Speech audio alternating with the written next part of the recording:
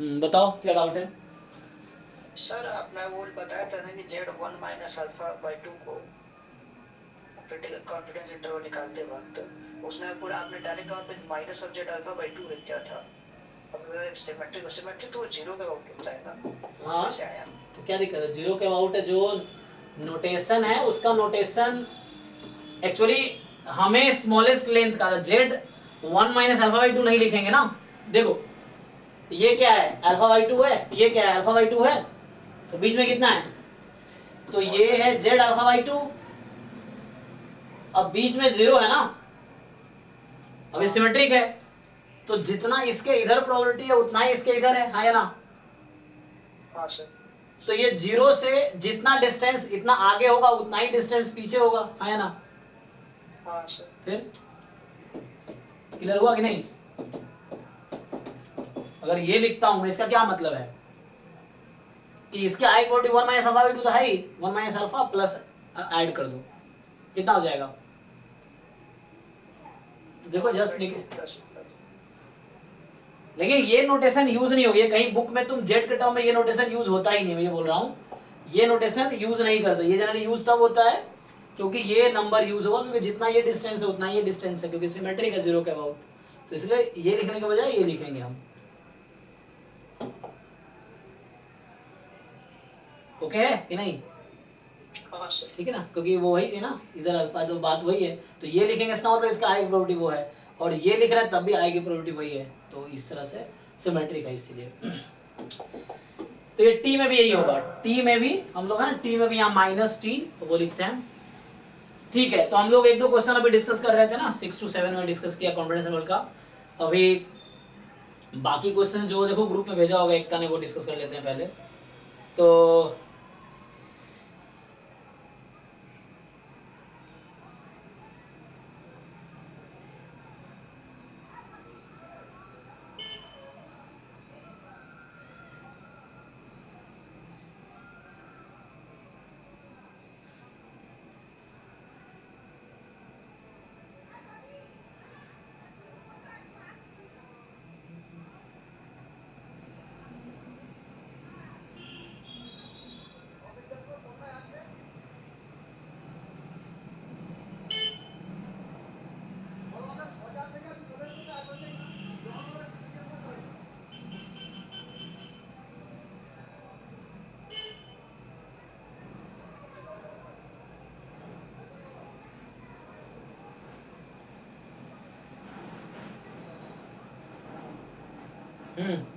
तो क्वेश्चन देखो जरा कहाँ है।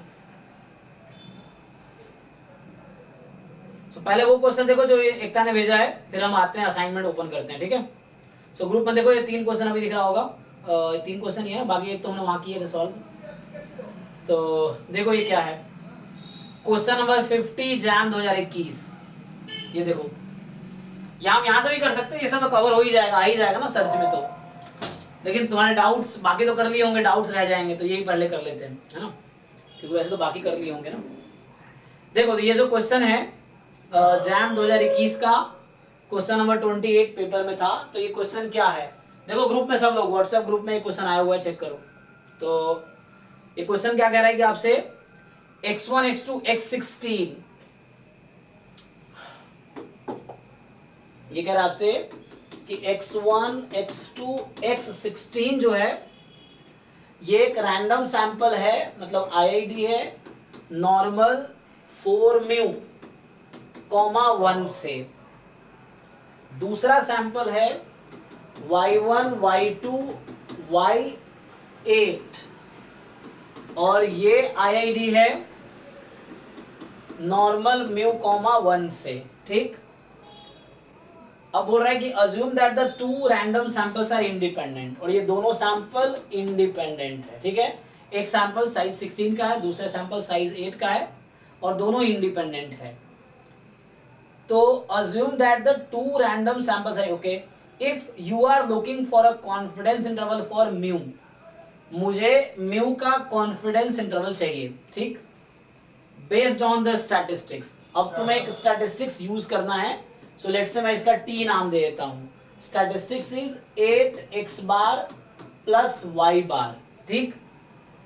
तो पहले तो मुझे ये बताओ कि इसका डिस्ट्रीब्यूशन क्या आएगा, टी का डिस्ट्रीब्यूशन क्या होगा, बताओ, ट्राई करो आराम से पहले, और लिख के, तुक्का मत मारो, तुम जो भी बोल रहे हो उसको लिख के देख लो, जैसे डिसाइड करना है एक बार लिख लो, लिखने से कई बार दिमाग में हम कुछ चीजें मिस कर देते हैं ना, लिखते से क्लैरिटी दिखती है हमें, तो एक बार लिख के फिर बताओ मुझे क्या आएगा।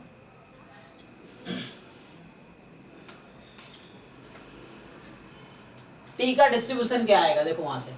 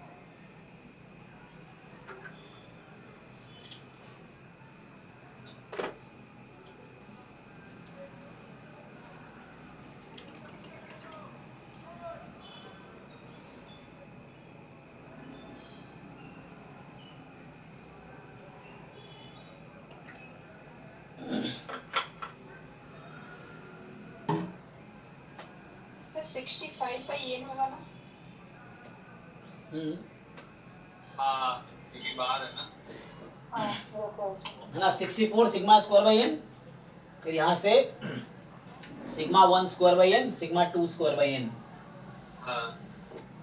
लेकिन एन तो अलग अलग है, हाँ एन तो अलग अलग है ना, n1 16 है, n2 8 है, ढंग से डिसाइड करो।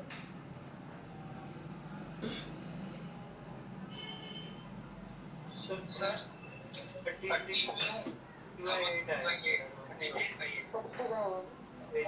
ये 33 म्यू और यहाँ पे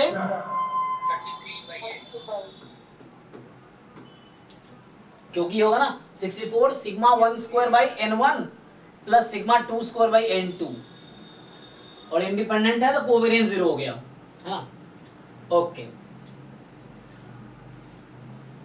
तो यहां से मुझे एक पाइवोट क्वांटिटी कंस्ट्रक्ट करना है, ठीक है, सो हमें खुद एक पाइवोट बनाना है, तो अभी टी ना बोल, चलो इसको भी तत्काल ये बोला मैंने, अब मैं टी कंस्ट्रक्ट करता हूं, तो मर्जी है, तो 8x बार प्लस y बार में से क्या करते हैं,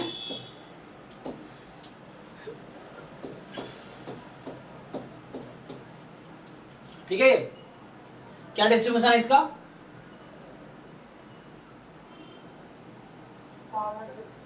तो t का डिस्ट्रीब्यूशन है नॉर्मल 0 1, ठीक है, t का डिस्ट्रीब्यूशन क्या है, नॉर्मल 0 1, ओके है, देख लो, तो क्या ऑप्शंस दिया है, ऑप्शंस देखो ध्यान से, तो ऑप्शंस है,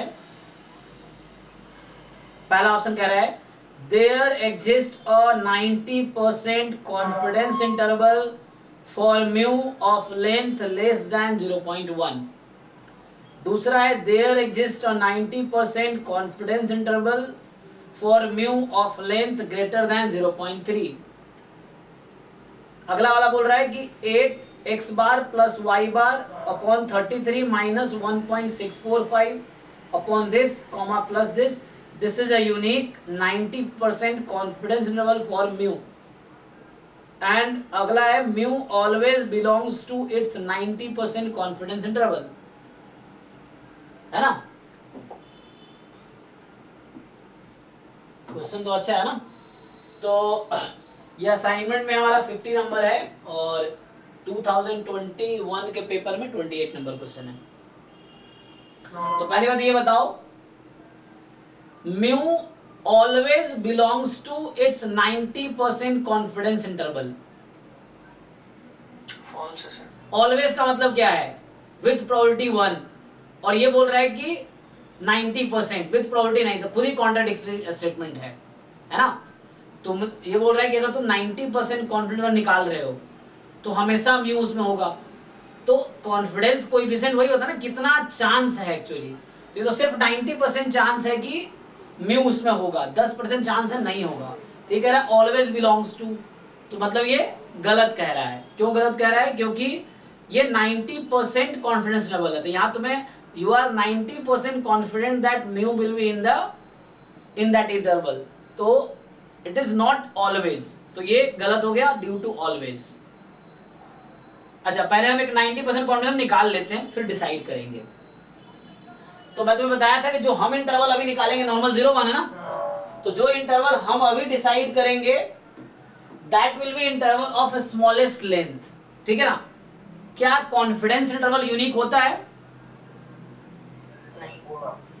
नो, है ना, कॉन्फिडेंस इंटरवल यूनिक नहीं है। जैसे मान लो इस बीच की प्रोबेबिलिटी 90% है, फॉर एग्जांपल ये है, मैं दूसरा इंटरवल ढूंढ लूंगा ये वाला जिसके बीच की प्रोबेबिलिटी 90% होगी, तीसरा इंटरवल आप ढूंढ लो वन साइडेड जिसकी प्रोबेबिलिटी 90% होगी। तो there are infinitely many 90% confidence intervals, infinitely many, ठीक है। तो यूनिक तो नहीं होगा, तो इसने सी ऑप्शन में यूनिक वर्ड यूज किया है कि this is the unique 90% confidence interval for mu. अगर ये सही भी हुआ, मान लो ये इंटरवल ठीक भी है, तब भी ऑप्शन इनकरेक्ट होगा due to the word unique, क्योंकि हम जो फाइंड करेंगे वो स्मॉलेस्ट लेंथ का फाइंड करेंगे, जीरो के जो नेबरहुड में होगा, है ना। इसलिए जेड अल्फा इधर minus Z alpha, Z alpha by 2 minus Z alpha by 2, तो वो जो स्मॉलेस्ट लेंथ का होगा। हाँ, तो स्मॉलेस्ट लेंथ का ये यूनिक हो सकता है, बट इन जनरल यूनिक नहीं है। तो ऑप्शन सी भी रॉन्ग है, ऑप्शन डी भी रॉन्ग है। मतलब इवन ये इंटरवल करेक्ट हो या इनकरेक्ट हो, यूनिक वर्ड की वजह से ये ऑप्शन रॉन्ग है, और डी वाला ऑलवेज वर्ड की वजह से रॉन्ग है, ठीक है। सो अब आते हैं ए और बी पे। ये कह रहा है कि 90% कॉन्फिडेंस में एक ऐसा 90% कॉन्फिडेंस एग्जिस्ट करेगा जिसकी लेंथ 0.1 से, एक कह रहा है कि कम होगी, एक कह रहा है 0.3 ज्यादा होगी। तो हमें एक्चुअली 90% कॉन्फिडेंस बनाना पड़ेगा, फिर उसका लेंथ देखना पड़ेगा क्या है। जो इंटरवल हम बनाए हैं, जो लास्ट क्लास में हमने बनाए थे स्पेशली नॉर्मल के लिए, वो स्मॉलेस्ट लेंथ का इंटरवल है, तो किसी और इंटरवल की लेंथ उससे कम लेंथ की नहीं हो सकती। जो इंटरवल हमने नॉर्मल के लिए कंस्ट्रक्ट किए थे स्पेशली म्यू के लिए, उससे स्मॉल लेंथ का आप इंटरवल कंस्ट्रक्ट नहीं कर सकते। तो वही उसी पे कॉन्सेप्ट है। यहाँ नॉर्मल है, तो हम एक टी के हेल्प से, टी हमारा पाइवट है, ये हमारा पाइवट है, इसके हेल्प से मुझे कॉन्फिडेंस इंटरवल कंस्ट्रक्ट करना है। तो जैसे कल कर रहे थे सेम स्टोरी, तो बिल्कुल जैसे हम लास्ट 2 क्लास में हमने कॉन्फिडेंस इंटरवल बनाए हैं, तो लास्ट क्लास में स्पेशली कल जैसे आपको पता कैसे, सेम स्टोरी यहाँ रिपीट करूंगा मैं कि probability T more than equal to minus Z alpha by 2 to Z alpha by 2, ये प्रोबेबिलिटी कितनी होगी?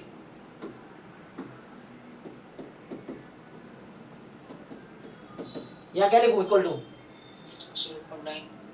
नहीं, अभी मैं अल्फा के टर्म में 1 माइनस अल्फा, वो ये अलग बात है। यहाँ पे 90% पूछा है, अगर 95% भी पूछेगा तो बाद में अल्फा हम पुट करेंगे। तो हमारा यहाँ पे है कि उसने बोला है 90% बताओ, तो ये 1 माइनस अल्फा मेरा 90% है, 1 माइनस अल्फा मेरा 0.09 है, अल्फा 0.01 है, तो ये 0.05 है इस तरीके से। तो हमारे पास इस तरीके से है कि ये डेटा हम एंड में यूज करेंगे लास्ट में। अभी मैं इसके लिए मैं फाइंड कर रहा हूँ 101 माइनस अल्फा % कॉन्फिडेंस इंटरवल में कंस्ट्रक्ट कर रहा हूँ एक्चुअली। तो बाद में हम इसको 90 रख देंगे 1 माइनस अल्फा को। तो सेम तरीके से, तो आप जैसे कल कर रहे थे वैसे कीजिए। क्या करेंगे? टी के जगह ये रखो, फिर क्या करोगे? थोड़ा सिंप्लीफाई करो, फिर मुझे ये बताओ म्यू की वैल्यू कहाँ से कहाँ तक है, वो हमारा एक्चुअल इंटरवल होगा, बताओ। तो आराम से कैलकुलेशन करो, इसको टी की जगह पुट करो, सिंप्लीफाई करो और बताओ म्यू कहाँ से कहाँ तक है, तो वो हमारा कॉन्फिडेंस इंटरवल म्यू का होगा 1 माइनस अल्फा कॉन्फिडेंस कोएफिशिएंट का। करो, कैलकुलेट करो। तो ऑप्शन सी ही आ जाएगा। हाँ, ऑप्शन सी आ जाएगा, राइट, क्योंकि डेटा आपको दे रखा है। देखो, आपको जो डेटा की जरूरत है वो फर्स्ट पेज पे दिया होगा, 2021 का पेपर है ना, तो 21 आपको जो भी फाई की यहाँ जरूरत पड़ेगी, हालांकि वो खुद ही कैंसिल हो जाएगा, जरूरत भी नहीं पड़ेगी, है ना, या जेड इसकी जरूरत पड़ेगी, आई थिंक इसकी जरूरत पड़ेगी। तो ये दे रखा है फर्स्ट पेज पे, आप यूज कर सकते हैं, ये 1.645 आएगा। और आई थिंक ये जो है ना, इसको थोड़ा सिंप्लीफाई कर दो तो ये वही बन जाएगा जो ऑप्शन है एक्चुअली, है ना। चेक करो। तो कहने का मतलब जब कंस्ट्रक्ट, हाँ मतलब ये सही कह रहा है, तो यहाँ पे टी ये पुट करोगे ना, सिंप्लीफाई करोगे तो जो सी ऑप्शन दे रखा वही इंटरवल आ जाएगा। चेक करो तुम लोग, तो ये 1 माइनस अल्फा मेरा 90% है, तो मतलब यहाँ तुम्हें किसकी जरूरत है, यहाँ तुम्हें जरूरत पड़ेगी जेड अल्फा बाई 2 की, तो जेड 0.05। अब ये चेक करो, जो है 21 का ओरिजिनल पेपर निकालो, या मैं असाइनमेंट ओपन करता हूँ तो उसमें दिखेगा, तो ये जेड 0.05 दे रखा होगा क्वेश्चन में, या एटलीस्ट कुछ नहीं तो ये फाई के टर्म में कुछ दे रखा होगा कि फाई 0. मतलब फाई ऑफ जेड 0.05, तो जेड अल्फा बाई 2 ये नंबर है, तो इसके आगे की प्रोबेबिलिटी अल्फा बाई 2 होती है और इसके पीछे की प्रोबेबिलिटी 1 माइनस अल्फा बाई 2 होती है, तो ये जेड अल्फा बाई 2 मतलब जेड अल्फा है, फॉर एग्जांपल ये जेड अल्फा है, तो ये अल्फा है, ये 1 माइनस अल्फा है, तो फाई ऑफ जेड अल्फा का मतलब 1 माइनस दैट क्वांटिटी, तो कितना लिखूंगा इसको, इक्वल टू व्हाट, इसके हिसाब से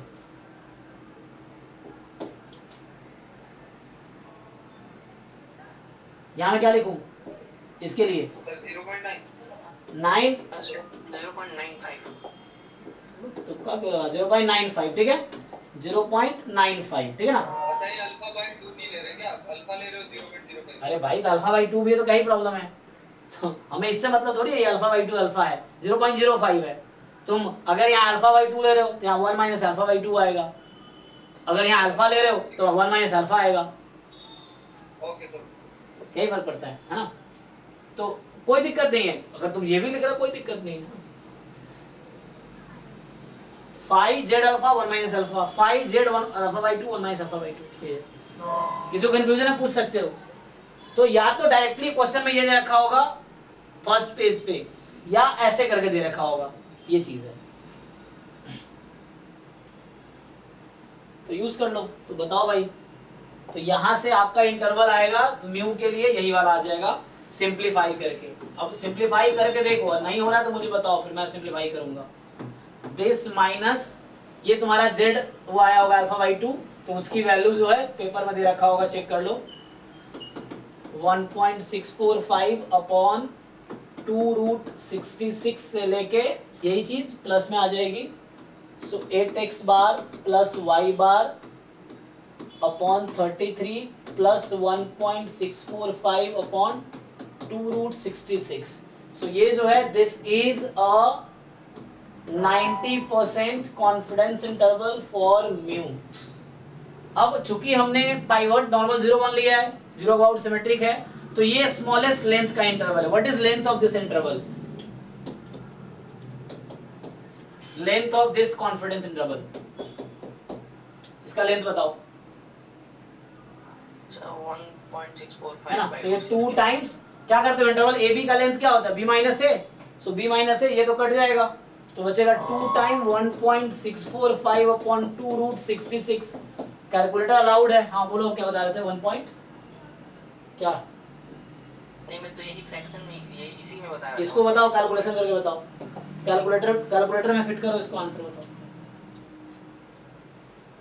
0.2 के अराउंड है। नहीं एग्जैक्ट बताओ, एग्जैक्ट बताओ, 0.2 समथिंग आएगा, ये कहना चाह रहे हो आप, 202। ओके ठीक है। तो ये जो है इस कॉन्फिडेंस इंटरवल का लेंथ है, और ये स्मॉलेस्ट लेंथ का कॉन्फिडेंस इंटरवल है। देखो 90% कॉन्फिडेंस में इनफाइनाइट हो सकता है, लेकिन सबकी लेंथ अलग अलग होगी, ठीक है, क्योंकि वो डिस्ट्रीब्यूशन तुम देख ही रहे हो कैसा है। तो ये स्मॉलेस्ट लेंथ का इंटरवल है, इससे छोटे लेंथ का कोई इंटरवल तुम्हें नहीं मिलेगा। तो हो गया ऑप्शन, देख लो पहला ऑप्शन कह रहा है कि there exist a 90% confidence interval जिसका लेंथ 0.1 से कम होगा, पॉसिबल ही नहीं है। इससे स्मॉलर लेंथ का कोई इंटरवल पॉसिबल नहीं है, इससे ज्यादा इंटरवल लेंथ का पॉसिबल है, कुछ भी कोई भी नंबर चलेगा, वो प्रोबेबिलिटी जनरेट करना है मुझे तो वो हो जाएगा, तो है ना, शिफ्ट करके तुम लेंथ उस हिसाब से शिफ्ट कर सकते हो। तो इससे ज्यादा लेंथ का कोई भी इंटरवल तुम कंस्ट्रक्ट कर सकते हो। तो ऑप्शन जो है एटलीस्ट ये कह रहा है कि देयर एग्जिस्ट, है ना, तुम्हें ये स्टोरी हो रहा है कि एक ऐसा इंटरवल मिलेगा 90% जिसका लेंथ 0.3 से ज्यादा होगा, यस ज्यादा होगा। जैसे वन साइड इंटरवल है, उसका लेंथ इनफाइनाइट होता है, तो वन साइडेड जो हम कल कंस्ट्रक्ट कर रहे थे 90%, यहाँ भी कंस्ट्रक्ट कर सकते हैं, क्या ही डिफरेंस आएगा, या तो -20 से ये आ जाएगा, बस इसका डबल हो जाएगा, मतलब जेड अल्फा टाइप का बन जाएगा वहां पे, तो वन साइड इंटरवल का लेंथ इनफाइनाइट होता है, और ये जो इंटरवल टू साइड इसका स्मॉलेस्ट लेंथ है, तो 0.2 से लेके इनफाइनाइट लेंथ तक का कॉन्फिडेंस इंटरवल जनरेट किया जा सकता है, ये बोल रहा हूँ। एटलीस्ट एक इंटरवल तो मिल ही जाएगा ऑप्शन के हिसाब से, तो ऑप्शन बी ट्रू है यहाँ पे। ओके, कुछ डाउट है तो पूछो।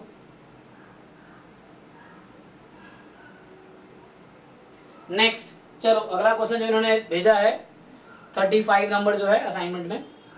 सर जी सर जैसे जैसे इस वाले क्वेश्चन में तो हमारे पास एक ही ऑप्शन था जिसमें लेंथ हमारी फाइनाइट है। जी वो एक्सपोनेंशियल वाले में दो ऑप्शन होते हैं, हाँ हाँ, एक 0 2 और एक 2 पेयर वाला में, तो फिर उसमें क्या दोनों में निकालेंगे? नहीं एक्चुअली ये जो कॉन्सेप्ट आएगा एक्चुअली नॉर्मल के लिए आएगा, क्योंकि नॉर्मल सिमेट्रिक है जीरो के अबाउट। ये जो चक्कर एक्सपोनेंशियल सिमेट्रिक नहीं होता ना, लेकिन उसका भी तो 90% कॉन्फिडेंस इंटरवल निकाल ही सकते हैं। हाँ उसमें भी बहुत सारे डिफरेंट लेंथ का निकाला जा सकता है। यस, तो एक जैसे जीरो से समथिंग है उसका इनफाइनाइट लेंथ होगा, दूसरा था समथिंग टू इन्फिनिटी तो उसका लेंथ इनफाइनाइट है, और एक टू साइडेड वाला भी था, है ना? टू साइडेड वाला एक फाइनाइट होगा और एक 0 टू समथिंग तो वो फाइनाइट हो जाएगा। यस, तो फिर उसमें कौन से स्मॉलेस्ट क्यों से डिसाइड होता है? दोनों निकाल के देख लो, फिर जिसका लेंथ कम होगा अच्छा, तो उनमें से फिर देख लेंगे।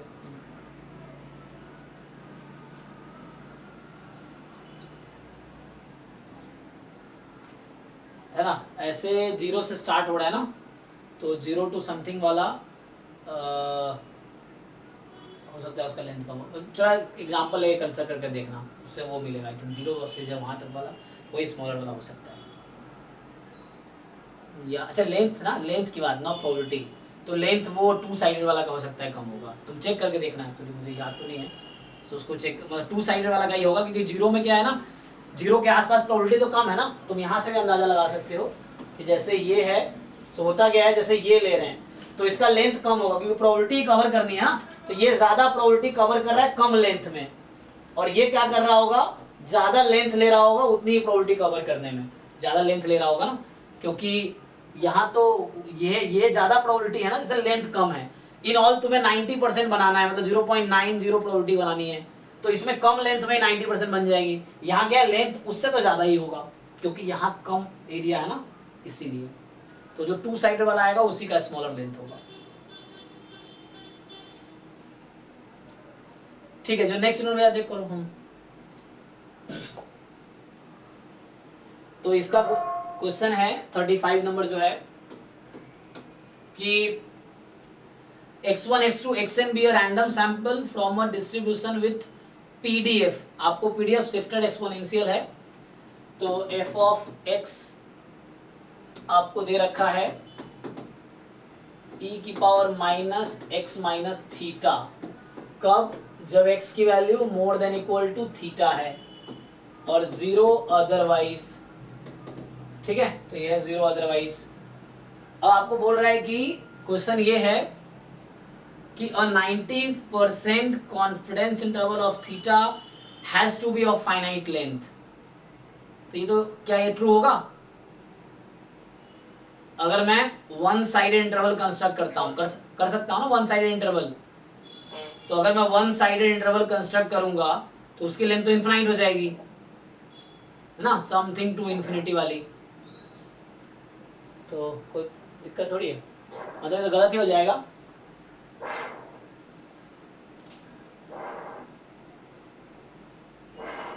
दूसरा, तो पहला ऑप्शन तो गलत होगा। पूछा गया है, दूसरा ऑप्शन क्या बोल रहा है, देखिए ध्यान से। हाँ जी, एकता कुछ बोल रहे हैं आप, आपका माइक ऑन है। तो सेकंड जो है ये बोल रहा है आपसे ए ऑप्शन तो गलत होगा। बी ऑप्शन कह रहा है कि जो फर्स्ट ऑर्डर स्टैटिस्टिक्स है plus 1/n log 0.05 to first order statistics. मान लो मैं इसमें लिख देता हूं, इन्होंने ओपन में लिखा, मैं क्लोज करके लिख देता हूं, कोई दिक्कत नहीं है। This is a 90% confidence interval. तो इसका डेफिनेशन बताओ, डेफिनेशन इसके हिसाब से क्या कहना चाह रहा है ये? 95 दिया सर। ओ हाँ 95%, सॉरी सो ये 95% कॉन्फिडेंस इंटरवल किसके लिए है? फॉर थीटा के लिए या ऑफ थीटा। तो बाय डेफिनेशन इसको मैं क्या लिख सकता हूँ? डेफिनेशन याद करो कि इसको मैं 95% कॉन्फिडेंस इंटरवल कब बोल सकता हूँ?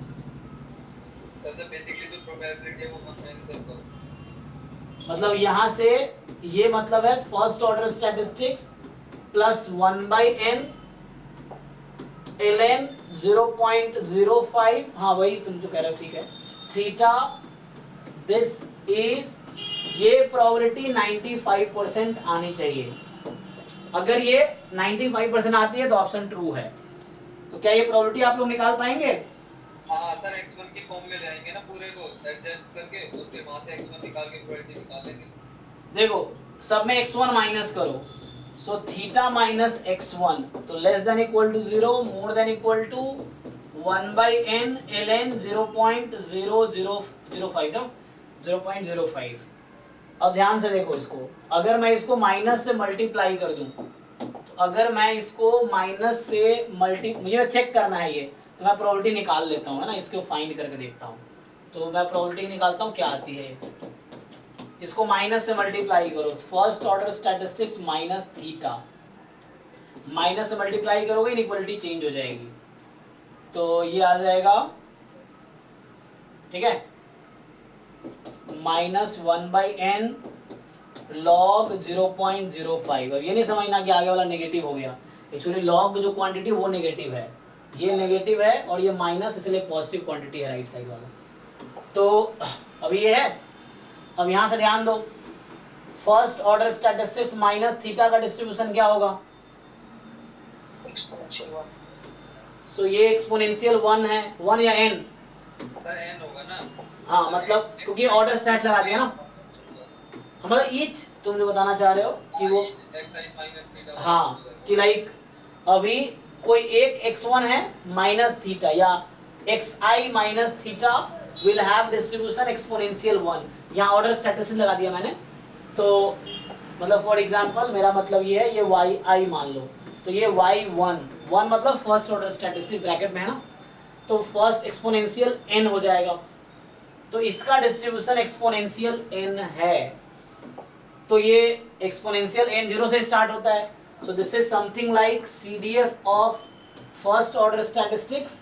आई मीन x1 ना लिख के मुझे y1 लिखना पड़ेगा क्योंकि x1 माइनस थीटा है ना, तो y1 लिख रहा हूं मैं एट 1/n माइनस में, यही आ रहा है, सही है, 95% आ रहा है। ठीक है, तो इसको आप सिंप्लीफाई कर लो, तो इसको जब मैं सिंप्लीफाई करूंगा तो इक्वल टू, अब आप देखो एक्सपोनेंशियल n का CDF क्या होगा, तो CDF ऑफ y1 एट मान लो x ही बोल दो फॉर एग्जांपल, तो ये n तो यहाँ पे रेट होता है, मीन 1/n हो जाएगा, तो ये बनेगा 1 माइनस क्या आएगा,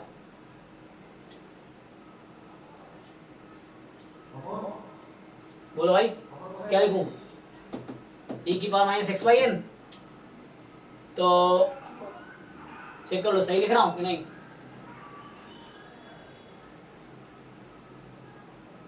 तो इसको पुट करो जरा, वहां पे क्या आएगा, अरे सॉरी ये तो रेट ही होता है ना, तो यहाँ तो हाँ यहाँ पे तो वही रहेगा। इसका एक्सपोनेंशियल n लिखने का मतलब हमारा PDF से क्या मतलब रहता है कि n e⁻ (n),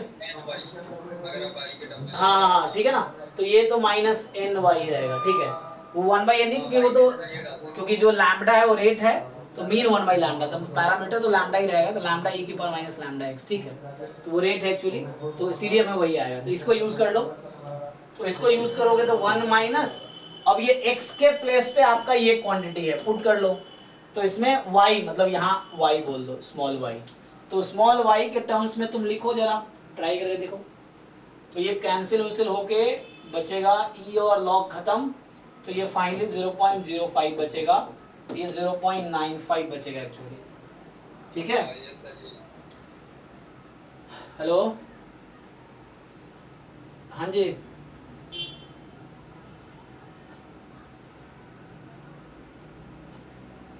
हाँ तो मैं भी 11 बजे तक मेरी क्लास रहती है, उसके बाद मैं आपको रिप्लाई करता हूँ, ठीक है। ठीक है, तो यहाँ से क्या आएगा, ठीक है ना, तो बी ऑप्शन करेक्ट है मतलब। सो दिस इज 90% यस। तो मुझे यहाँ प्रोबेबिलिटी निकालनी थी। देखो तुम्हें इंटरवल जब दे रखा हो तो तुम ढूंढने की कोशिश मत करना कि ढूंढ के यहाँ तक पहुंचते हैं, वो बहुत डिफिकल्ट होगा। जब इंटरवल तुम्हें दे रखा है, तुम्हें पूछ रहा है क्या ये 90% है, तो बस तुम ये चेक कर लो कि थीटा इसमें बिलोंग टू 90% ना। मान लो कोई पर्टिकुलर इंटरवल दे दिया और वो इंटरवल है जो स्टैंडर्ड मेथड से नहीं आएगा, तो कैसे डिसाइड करोगे तुम, तो डिफिकल्ट होगा उसके लिए। तो जब इंटरवल तुम्हें दे रखो, क्योंकि मतलब बताया इंटरवल यूनिक तो है नहीं, कॉन्फिडेंस इंटरवल यूनिक है नहीं, डिफरेंट लेंथ के डिफरेंट इंटरवल एग्जिस्ट कर सकते हैं। तो तुम्हें अगर कोई एक इंटरवल दे रहा है, तुम सोच रहे हो नहीं हम यहाँ से यहाँ तक पहुंचे, तो वो डिफिकल्ट होगा आपके लिए वहां से यहाँ तक आना। हमें बस यही चेक करना है ना कि ये जो ऑप्शन है क्या ये 95% कॉन्फिडेंस है कि नहीं।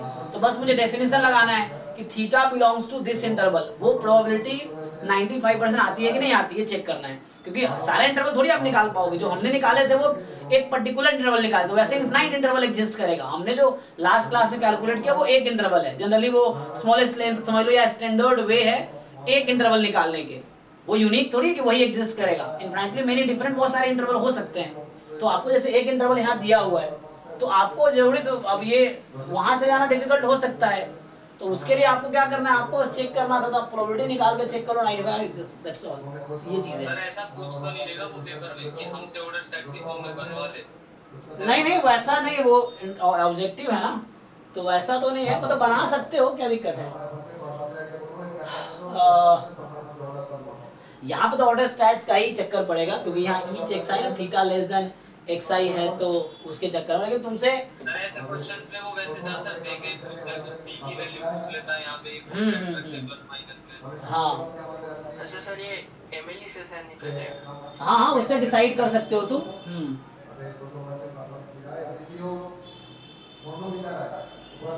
एक्चुअली कहीं ना कहीं पाइवट क्वांटिटी सफिशिएंट और एमएलई से भी डिसाइड होता है। अच्छा एक रिजल्ट था, वो लिखाया नहीं था कि जो एमएलई होता है वो फंक्शन ऑफ सफिशिएंट होता है, फंक्शन ऑफ सफिशिएंट एस्टिमेटर, या तो एमएलई जनरली जो आएगा वो किसी फंक्शन आएगा सफिशिएंट एस्टिमेटर का। सही एमएलई से। हाँ नहीं नहीं, मतलब वो जैसे मान लो तुम्हें कोई कंस्ट्रक्ट करना है पाइवट, तो एक तो मैंने 6 to 7 आज डिसाइड कर रहा था कि सीडीएफ निकालो, सीडीएफ से तुम यूनिफॉर्म 0 1 है -2 log x करके तुम उसमें काई स्क्वायर में कन्वर्ट करके कॉन्फिडेंस लेवल बना लो, एक वो तरीका है। दूसरा तरीका है कि कई बार है ना कि तुम सफिशिएंट एस्टिमेटर ढूंढो और उसके टर्म्स में ट्राई कर सकते हो। तो यहाँ पे क्या होगा एक्चुअली, जैसे first order stats plus some constant या minus some constant, negative number है, ये एक्चुअली नेगेटिव नंबर है ना। तो first order statistics minus some constant to first order statistics plus some constant, ऐसा बोल सकते थे हम। लेकिन इसने वहीं तक दिया है तो ऐसे दिया हुआ, तुम्हें ऐसे कैलकुलेट करने की जरूरत नहीं पड़ेगी। अदरवाइज है ना एमएलई मतलब वो है, और इसका थीटा के लिए यहाँ पे अगर सफिशिएंट एस्टिमेटर फाइंड करोगे तो भी फर्स्ट ऑर्डर स्टैटिस्टिक्स ही आएगा ना, तो तब भी फर्स्ट ऑर्डर स्टैटिस्टिक्स ही आएगा।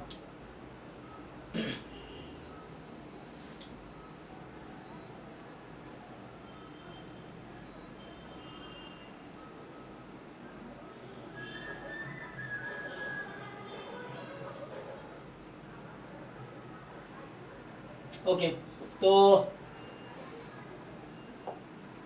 अच्छा इसमें और ऑप्शन रह गया ना। तीसरा ऑप्शन क्या है, सो तीसरा ऑप्शन है कि a 90% confidence interval of theta can be of length 1। अच्छा तुमसे अगर इसका लेंथ पूछे तो कितना आएगा, -0.05 है ना। तो अगर तुम b माइनस ए निकालोगे कितना आ जाएगा वो अप्रॉक्स,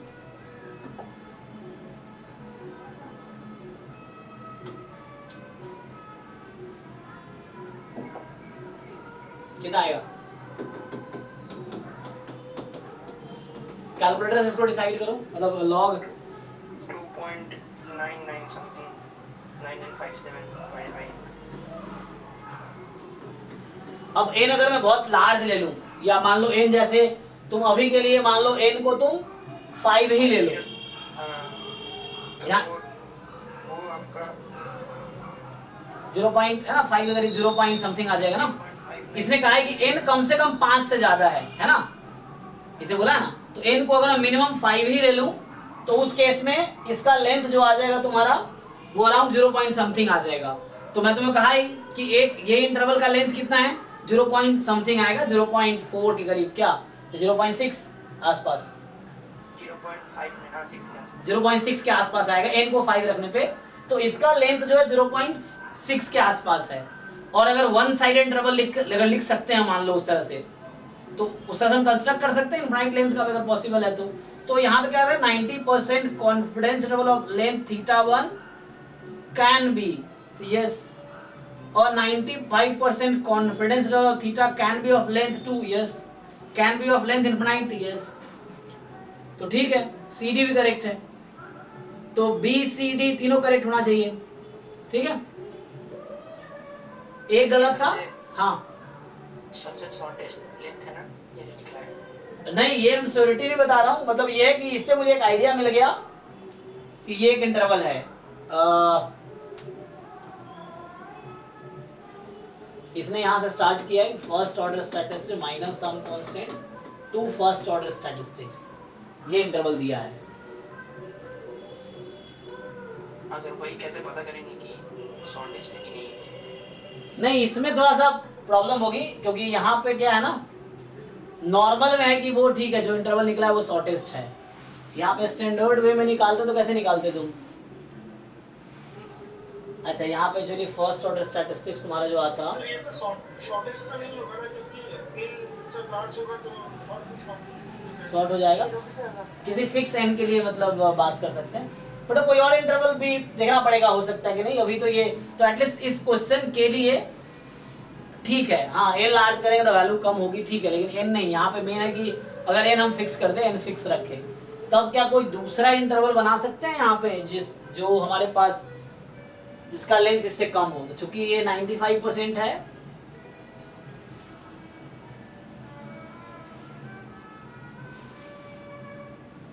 सर का इसमें 2 पेयर वाले से नहीं होगा, उससे कुछ आ ही नहीं रहा। नहीं तो ये वो डायरेक्ट एक्सपोनेंशियल नहीं है जो तुम सोच रहे हो, थीटा e की पावर माइनस थीटा x नहीं है ना, उससे नहीं कर पाओगे। यहाँ तो वाई वाला तो है ना, हाँ y वाला, हाँ y वाला तो है, लेकिन y वाले में थीटा गायब हो गया ना, y में तो थीटा ही गायब हो गया, तो कैसे निकालोगे इंटरवल? थीटा तो होने चाहिए ना डिस्ट्रीब्यूशन में। सर इसको सीडीएफ अप्रोच से निकाला जा सकता है इसका कॉन्फिडेंस इंटरवल। CDF क्या आएगा इसका, ट्राई करो। हाँ 1 minus e to the power minus x minus theta. तुम श्योर हो? नहीं तुम चेक करो ठीक से, तो ये नहीं आएगा क्योंकि e की पावर माइनस थीटा बाहर है। अब यहाँ पे तुम्हारे पास है e की पावर माइनस एक्स, इसको इंटीग्रेट करना होगा तुम्हें थीटा से x में, कितना आएगा? e की पावर प्लस थीटा हो जाएगा ना ये तो। 1 माइनस e की power minus x by e की पावर थीटा बाहर है, अब इसको इंटीग्रेट नहीं x के टर्म में ही आएगा। 1 माइनस क्या बताया तू, ये थीटा 1 माइनस e की पावर माइनस प्लस वहां पे वो x माइनस a चला जाएगा फाइनल 1 माइनस e की power minus x by x minus a x minus theta, ये थीटा है, थीटा से इंटीग्रेट होना है क्योंकि यहाँ पे सपोर्ट थीटा था। और लोग वेरीफाई कर लो, जो तो सागर बता रहा है वो करेक्ट है, मैं बोल रहा हूँ वेरीफाई करके देखो क्या यही आएगा। बाकी लोग वेरीफाई करके देखो CDF। तो क्या होता है एक बच्चा कुछ बोल देता है, मान लो उससे गलती हो गई, बाकी सब मान लेते हैं सही है, इस तरीके से फिर पूरा कैलकुलेशन गलत हो जाता है।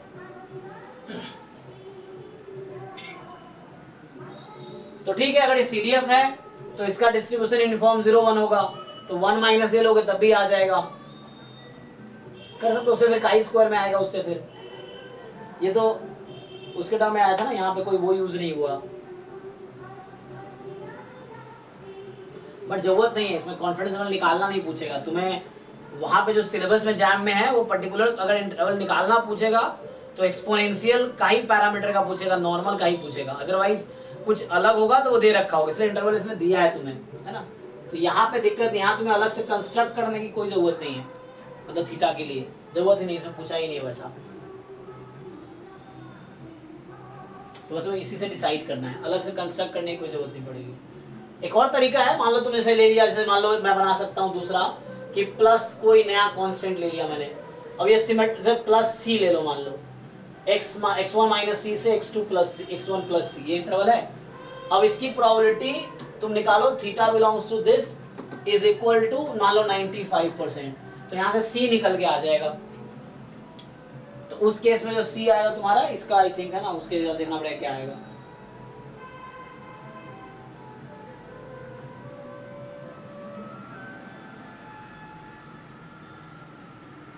सर वो प्रसन्ना साहू में भी ऐसे पिवटल क्वांटिटी बनवाता है ना, वो पहले सीडीएफ निकलवाता है, फिर वो यूनिफॉर्म से काई पे पहुंच जाता है। हाँ, तो उससे करते हैं, लेकिन यहाँ पे जरूरत नहीं है उसकी, जरूरत पड़ेगी तो देखेंगे, यहाँ पे जरूरत नहीं है, यहाँ पे इस क्वेश्चन में जरूरत नहीं है निकालने की। नेक्स्ट क्वेश्चन देखते हैं उनका जो डाउट है। हाँ, अप्रोच एक बार बता दो ना, कौन सा अप्रोच? अभी सीडीएफ से। हाँ, तो वो अभी हमने एक क्वेश्चन 6 to 7 में आज किया था, तो 6 to 7 से नहीं शायद।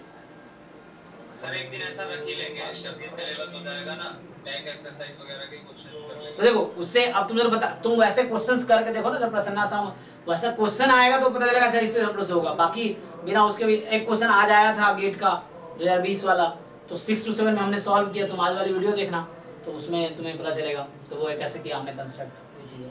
तो वैसा क्वेश्चन आएगा तो वो अप्रोच लगाएंगे ये।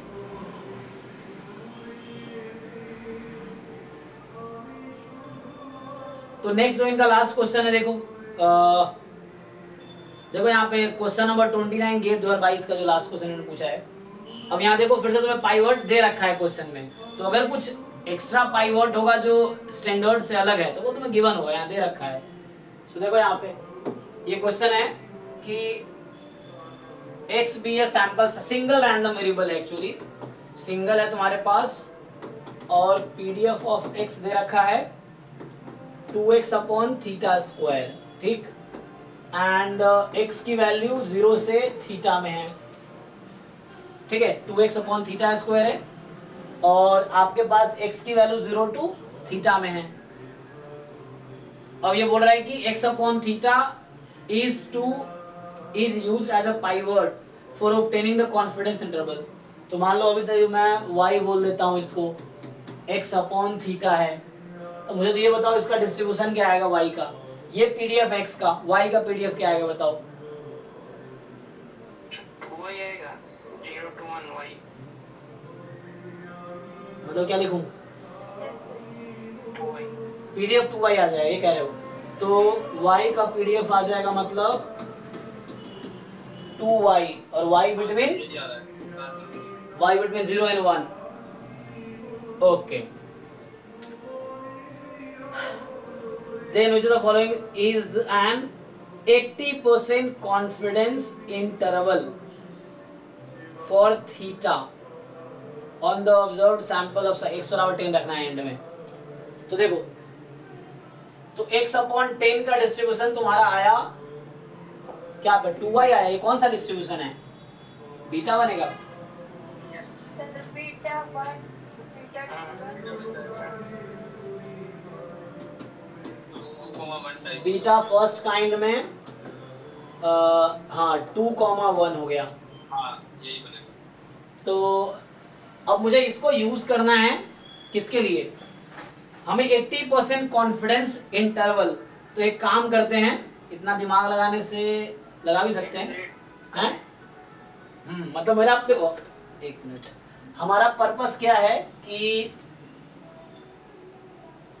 जो हमारा पर्पस है यहाँ पे,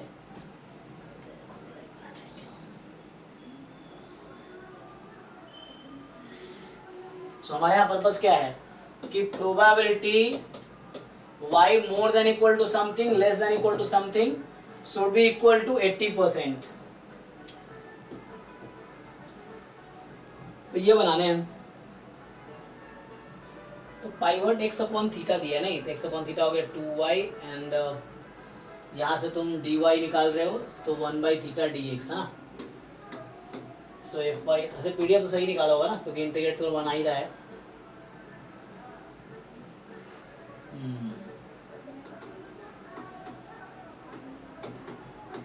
क्या होगा 2x by थीटा स्क्वायर, ठीक है, तो पुट कर देंगे बाद में y के टर्म में, और यहाँ होता है dx upon dy, so dx upon dy is theta, तो ठीक है, ये 2y हो गया।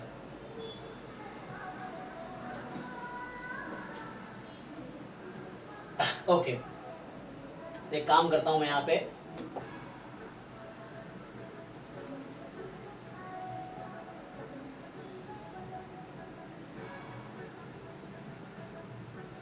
एक अप्रोच मुझे समझ आ रहा है कि सिंपली तो मैं इसमें प्रोबेबिलिटी निकाल लूँ सारे ऑप्शन की। एक ये सिंपल आसान सा मेथड ये भी है कि लाइक आप ये सोचो, सर वैसे इजी भी है क्योंकि छोटी सी पीडीएफ से निकाल सकते हैं। तो लेकिन वहाँ पे दिक्कत क्या है कि डेसिमल। हाँ डेसिमल तो है, x बराबर 10 रखा है इन्होंने ना। अच्छा बीटा का वो क्या है, ये y बीटा है, बीटा का ये हाफ के अबाउट सिमेट्रिक होता है ना।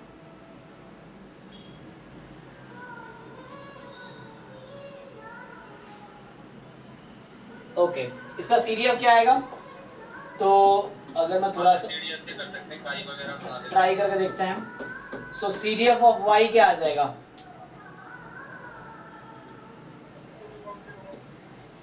हाँ वो तो मतलब इक्वल टू क्या आएगा?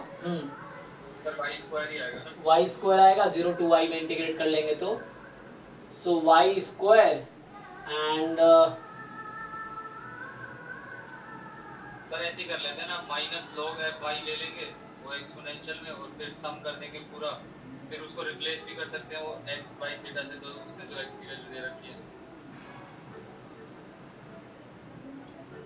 ठीक है, इसका डिस्ट्रीब्यूशन यूनिफॉर्म 0 1 है, -2 log y स्क्वायर, ये ना। लेकिन यहाँ से फिर वो log में y आ जाएगा, log में थीटा आ जाएगा, तो उसको सिंप्लीफाई करना पड़ेगा। सर अगर काई में जाना है तो chi square 2 upon chi square 2 plus chi square 1 ना कर लें तो बीटा 2 का 1 हो जाएगा। अच्छा एक मिनट, तुम ये बताओ मुझे, x अपॉन थीटा का डिस्टेंस 2y जो है, काई स्क्वायर का तो PDF 0 से इन्फिनिटी होता है ना।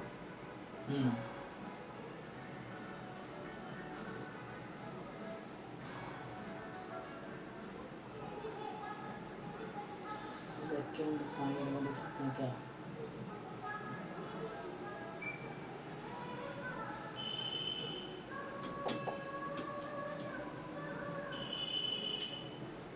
एक बार फिर से पढ़ता हूँ, लास्ट ईयर तो कराया हुआ क्वेश्चन। कई बार ऐसा लगता है कि क्योंकि लास्ट ईयर तो मैंने क्रैश कोर्स लिया था, क्वेश्चन तो कराया ही होगा, मतलब ये लास्ट ईयर भी PYQ डिस्कस किए थे, तो फिर भी भूल जाते हैं।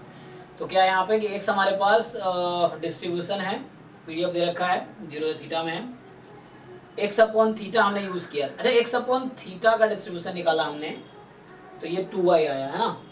तो यहाँ से which of the following is 80% confidence interval for theta based on observe sample of x बराबर 10 रखना है। तो x बराबर 10 अगर रखना है तो मैं क्या करूँगा यहाँ पे, देखो तो अगर मैं ऐसा ट्राई करता हूँ, जैसे x अपॉन थीटा ही मेरा पाइवट है ना, तो मुझे दो नंबर ऐसा ढूंढना होगा जहाँ 80% प्रोबेबिलिटी आ जाए। वो कैसे ढूंढेंगे? क्या बीटा सिमेट्रिक है? किसके अबाउट सिमेट्रिक होता है ये? सिमेट्रिक आई थिंक हाफ के अबाउट है ना, बीटा डिस्ट्रीब्यूशन सिमेट्रिक होगा। हाँ सर आपके हो गया। तो अगर ये हाफ के अबाउट सिमेट्रिक है तो 1/2 प्लस c 1/2 माइनस c, उससे कर लेते हैं। तो हाँ सर f का डिस्ट्रीब्यूशन फंक्शन फाइंड कर लेंगे तो x का CDF,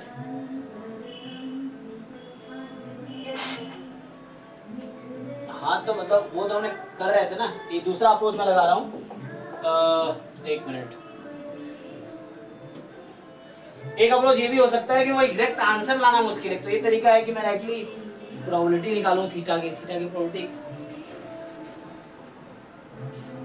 सर ये बीटा तुमने मेन के अरे देखो इतना मुश्किल नहीं करना, देखो मैं ऑप्शन से कर देता हूँ। पहला ऑप्शन देखो, पहला ऑप्शन का मतलब क्या है, अभी देखो पहला ऑप्शन कहना चाह रहा है कि थीटा मोर देन 10.5, इसका कोई तो मतलब होगा पाइवट देने का। देखो सो यहाँ पे 10.541 to 31.6 1623, ठीक।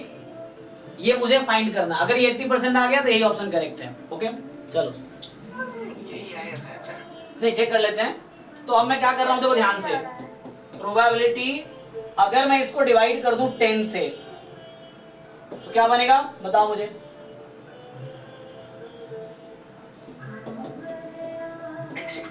ठीक है ना, ये हो गया।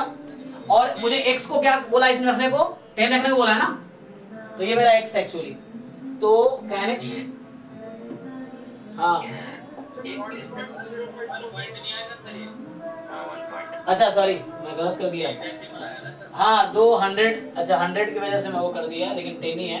तो 1.0541 3.1623 चेक कर लो। तो मैं ये कह रहा हूँ कि ये मेरा थीटा अपॉन x है एक्चुअली। क्यों, क्वेश्चन ने बोला है कि x को 10 रखो, और दूसरी बात क्वेश्चन नहीं बोला है कि तू x अपॉन थीटा को पाइवट रखो। तो आपको याद होगा जब मैं थीटा का कॉन्फिडेंस लेवल निकाल रहा था मैं क्या करता था कि pivot more than something less than, उसी को सिंपलीफाई करके क्या लाते थे थीटा तक। अब मैं उल्टा कर रहा हूँ, थीटा के लिए पता है मैं ऊपर की तरफ जा रहा हूँ, तो मैं t के टर्म्स में ला रहा हूँ, मतलब पाइवट के टर्म्स में ला रहा हूँ। तो मुझे थीटा के लिए क्वेश्चन में ही दे रखा है, तो मैं इसको पाइवट के टर्म्स में ला रहा हूँ। x की वैल्यू थीटा 10 पुट करना है, तो मैंने 10 से डिवाइड कर दिया, तो 10 मेरा वो x था एक्चुअली। क्यों, क्योंकि मुझे x अपॉन थीटा बनाना है समहाउ, तो इसको रेसिप्रोकल कर दो। अब तो यहाँ से x अपॉन थीटा की वैल्यू क्या आ जाएगी, ये आ जाएगी 1 अपॉन 3.1623, और ये आ जाएगी 1 अपॉन 1.0541, ठीक। ओके मैंने क्या किया रेसिप्रोकल, रेसिप्रोकल में क्या होता है इनइक्वालिटी चेंज होगी, तो ये इधर आ गया ये इधर चला गया। अब चेक करो ये तुम्हारा y है जो पाइवट था, तो अब तुम्हारे पास आया पाइवट y जो है मोर देन इक्वल टू, अब इसको चाहो तो डिवाइड कर लो या अभी रहने दो। तो अब ये प्रोबेबिलिटी तो निकाल ही लोगे, तो मतलब मैं अगर सीधा सीधा बात करूं तो ये मेरा y है, और y का पीडीएफ आपने ऑलरेडी निकाला ही है, तो मुझे क्या करना होगा 2y का इंटीग्रेशन इस इंटरवल से, सो 1 अपॉन 3 पॉइंट, चेक कर लो ये आ जाएगा 1.1623 टू 1.0541, 1 अपॉन था ये, ठीक है। सिंप्लीफाई करो इसको, लिख के देखो, तो ये आएगा 2y का इंटीग्रेशन y स्क्वायर, तो upper limit minus lower limit, तो 1 अपॉन 1.054, तो या तुम डिवाइड पहले ही कर लो, थोड़ा आसान रहेगा, लिखना नहीं पड़ेगा बार बार। तो दिस स्क्वायर माइनस 1 अपॉन 3.1623 इसका स्क्वायर। चलो कैलकुलेटर यूज करो, बताओ सर इसको और एक तरीका से किया जा सकता है। कैसे। सर वही जो पाइवट क्वांटिटी जो आप सोच रहे थे कि हाँ। दो वेरिएबल लिया और इंटीग्रेट किया, हाँ। पहले वाले पार्ट में 0 टू मान लीजिए हम लोगों ने अल्फा ले लिया, हाँ। तो अल्फा वो प्रोबेबिलिटी आएगा 0.10, ऐसा पकड़ करें ना तो वो आ रहा है, उससे भी आ जाएगा। मैं वही बोल रहा हूँ, दूसरा अप्रोच जो मैं करता हूँ वही चीज है, हाफ माइनस सी हाफ प्लस सी, तो भी आ जाएगा, तो उससे भी आ जाएगा। तो 0.8 से आ गया ना, अरे वाह। तो ये एक मेथड हुआ, ठीक है। तो यहाँ क्या किया, ये पाइवट इसलिए दिया हुआ है क्योंकि आप ये मैंने कॉन्फिडेंस लेवल का डेफिनेशन यूज किया कि theta should be in that interval, वो हो गया। अब मुझे x अपॉन थीटा चाहिए, और x उसने 10 दिया है मुझे खुद ही, तो मैं 10 से डिवाइड किया, अब वो 10 को x बोल दिया क्योंकि उसने खुद दे रखा है। अब इसको रेसिप्रोकल किया क्योंकि y बनाना था मुझे, तो y आ गया, तो y की वैल्यू, इसका पीडीएफ मुझे पता है यहाँ से ऑलरेडी, तो इसको इंटीग्रेट कर दिया, हो गया। दूसरा मेथड तो इससे ही हो जाएगा, ठीक है। दूसरा मेथड ये है कि जैसे तुम लोग सोच रहे हो बात वही है कि लाइक जो भी डिस्ट्रीब्यूशन होगा, मान लो बीटा का सपोज जो भी है, रफली ग्राफ तो एग्जैक्ट नहीं बना सकता, रफली मान लो, तो इसका सपोर्ट तो ऐसे 0 to 1 है, तो बीच में हाफ इसका है। तो मैं ऐसा करूंगा, मुझे कॉन्फिडेंस लेवल चाहिए, तो मैं ये करूंगा कि सर आप हाफ क्यों ले रहे हो? हाफ उसका मीन है, मीन, तो मीन के अबाउट सिमेट्रिक है ना, हैं 2/3 उसका मीन है ना। तो बताओ, मुझे तो हाफ है, अच्छा सॉरी, तो एक बार चेक करो। अच्छा इसमें मीन क्या आएगी, बीटा 2 1 a अपॉन, हाँ ओके, क्या आएगी 2/3 है। तो ऐसे रहेगा ना, a upon alpha upon alpha plus beta, ठीक है 2/3 के राउंड करो फिर। तो यहाँ से क्या होगा तुम्हारा कि 2/3 माइनस सी क्या लूंगा y 2/3 प्लस c, तो मतलब प्रोबेबिलिटी और ये रख दूंगा 80%। तो यहां से अगर मैं सॉल्व करूं, y है तुम्हारा x/थीटा, ठीक है। तो नहीं, मुझे तो थीटा के लिए चाहिए ना। पहले y में इंटीग्रेट करेंगे। नहीं नहीं, एक मिनट, हम इंटरवल किसका ढूंढ रहे हैं? थीटा का ना। इंटरवल तो थीटा का ढूंढ रहे हैं, तो थीटा की वैल्यू जो होगी, थीटा क्या है उस सिचुएशन में? y सिमेट्रिक है ना, सिमेट्रिक y है, तो मुझे वहां से वहाँ से हम लोग इंटीग्रेट करेंगे तो c की वैल्यू आएगी, और फिर y को हम लोग x/थीटा रख देंगे, थीटा आ जाएगा। तो यहाँ तुम्हारे पास c की वैल्यू, c के टर्म में ये तो 80% है ही, और इसको तुम इस इंटरवल पे इंटीग्रेट करोगे तो c के टर्म में कुछ आएगा, ठीक है। हाँ, तो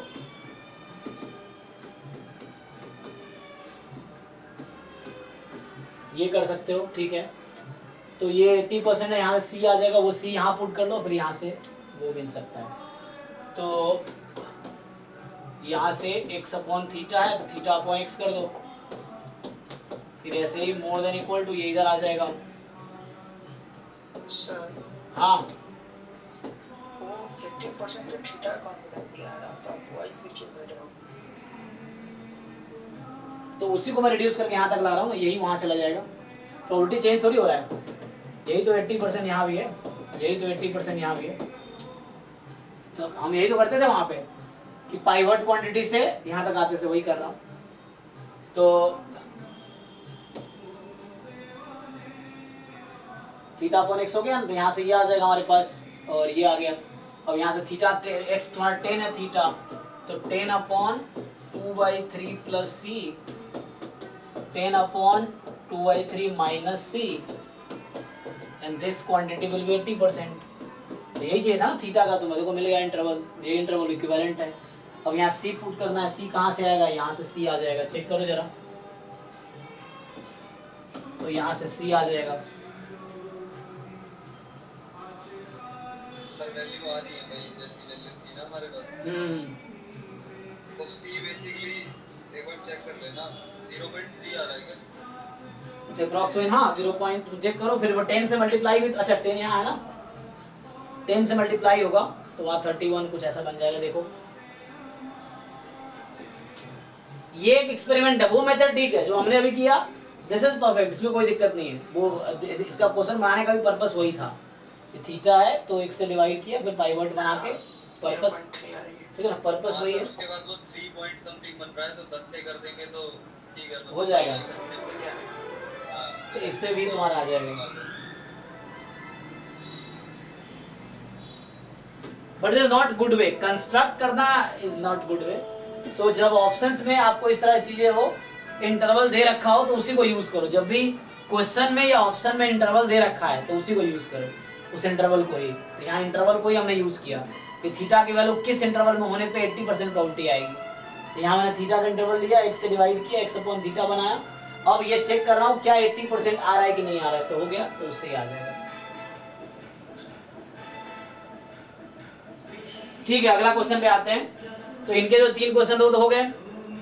अब थोड़ा असाइनमेंट का देख लेते हैं, ठीक है।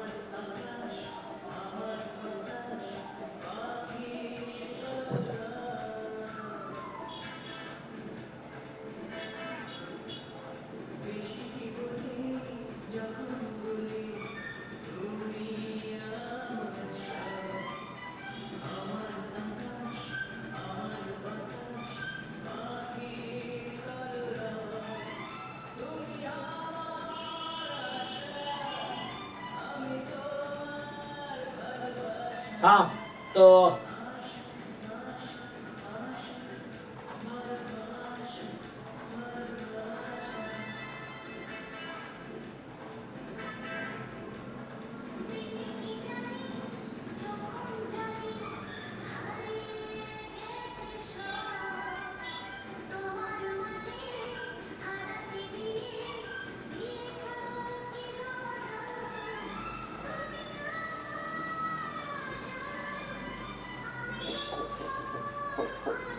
हाँ तो तुम लोग ऐसे सफिशिएंट क्वेश्चन हमने करा ही दिया, तो एक आइडिया तो मिल गया इंटरवल का।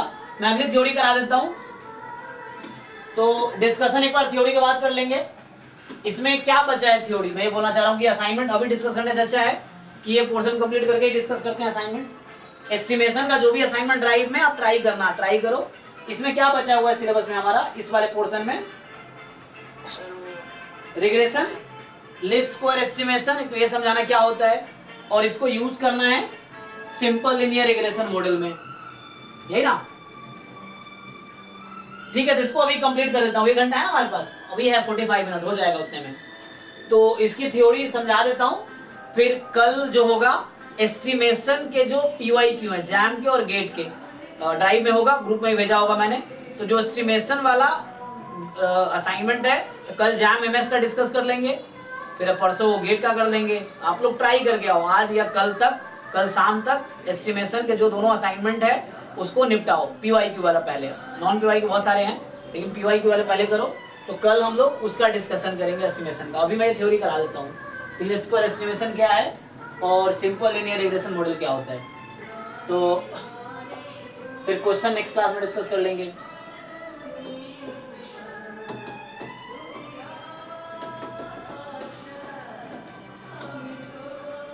ठीक है ना।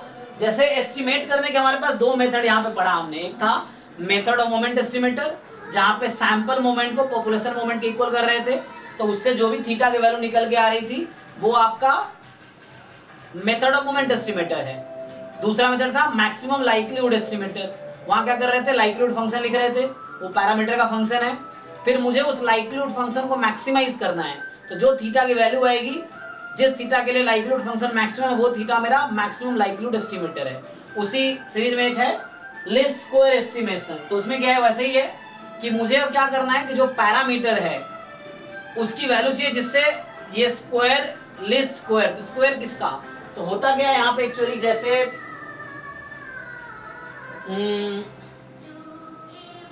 किसका स्क्वायर, एरर के स्क्वायर पे यहाँ मिनिमाइज करते हैं एक्चुअली हम। जैसे कोई मेरे पास ये एक्चुअली डेटा के टर्म में इसकी बात होती है, डेटा के टर्म में। फॉर एग्जांपल मान लो ऐसा है कि let x1 y1 x2 y2 and so on xn yn, ये तुम्हारे पास bn डेटा पॉइंट्स। अब तुम्हें क्या ढूंढना है एक्चुअली, ये जो xi yi है इसके बीच रिलेशन ढूंढना है। इसको डिटेल में हम लोग गेट वाले बैच में करेंगे जो एक्चुअली रिलेशन है। तो यहाँ पे तो बस बेसिक्स आया है, तो ये जैम के सिलेबस में तो हमारे पास है ना। अब मुझे क्या करना है, इन दोनों के बीच रिलेशन ढूंढना है कि xi yi में क्या रिलेशन है। तो कोई कर्व फिट करोगे आप इस पे, है ना। जैसे अगर आप ऐसे देखोगे कि डिफरेंट पॉइंट्स हैं, फॉर एग्जांपल कि x1 y1 यहाँ, x2 y2 यहाँ, x3 y3 यहाँ है, मान लो इस तरह से डिफरेंट पॉइंट्स है आपको। तो आप क्या करना है आपको कि इसको एक्चुअली हमें एक पैटर्न ढूंढना है। जैसे कोई कर्व से, अब हो सकता है वो लीनियर कर्व हो, क्वाड्रेटिक कर्व हो, क्यूबिक कर्व हो, आपको एस्टिमेट करना, मतलब एक कर्व फिट करना है इन डेटा के हिसाब से, इस तरीके से कि एरर मिनिमम हो। एरर क्या होता है, मतलब स्क्वायर ऑफ एरर मिनिमम हो, एरर स्क्वायर मिनिमम होने चाहिए। तो जैसे फॉर एग्जांपल चूंकि सिंपल लीनियर रिग्रेशन से रिलेट करना है, तो मान लो कोई लाइन तुम लोगे, ये लाइन है मान लो जिससे तुम एस्टिमेट करना चाह रहे हो। जैसे कोई पॉइंट है फॉर एग्जांपल ये, तो ये लाइन तुम्हारा मान लो तुम एस्टिमेट कर रहे हो कि we fit those points to the curve, मान लो y is equal to, अभी मैं लाइन लेता हूं, to the line, तो y is equal to क्या होगा, फॉर एग्जांपल जैसे तुम जानते हो कोई भी कर्व ले सकते हो ऐसे यहाँ पे। सो यू वांट क्या लूं,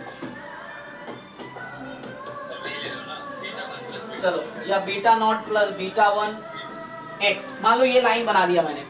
तो आपको पता है y बराबर mx प्लस c फॉर्म का हो गया।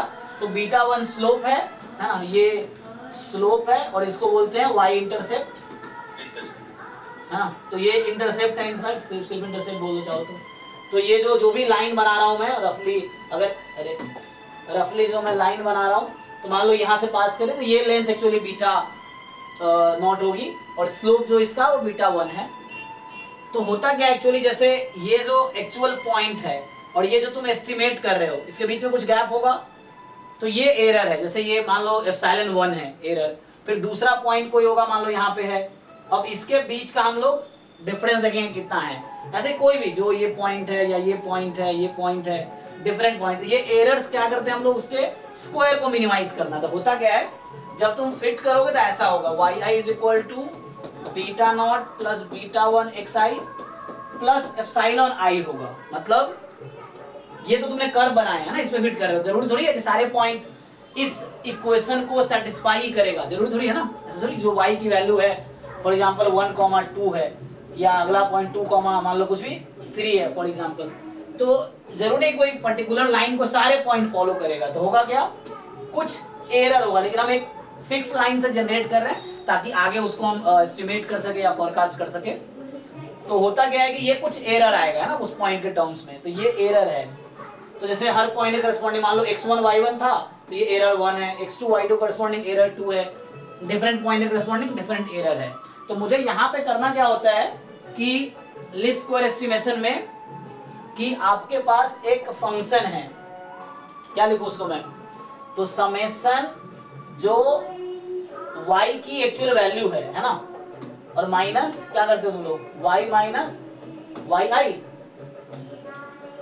ये स्क्वायर, इसको मैं y बोल रहा हूँ, ये जो लाइन था मेरा ये मैं y बोल रहा हूँ, या ये हो गई ना, हाँ वो एक्चुअल माइनस प्रेडिक्टेड ऐसे करते हैं। हाँ यस यस वही, या तो ऐसा बोल दो, सॉरी हाँ तुम ऐसा करो कि इसको ऐसा लिखो, बस कैपिटल y के फॉर्म में लिख दो ना फिर y माइनस वाई का लिख लो, ठीक है, y क्या है, इस तरह लिख लो।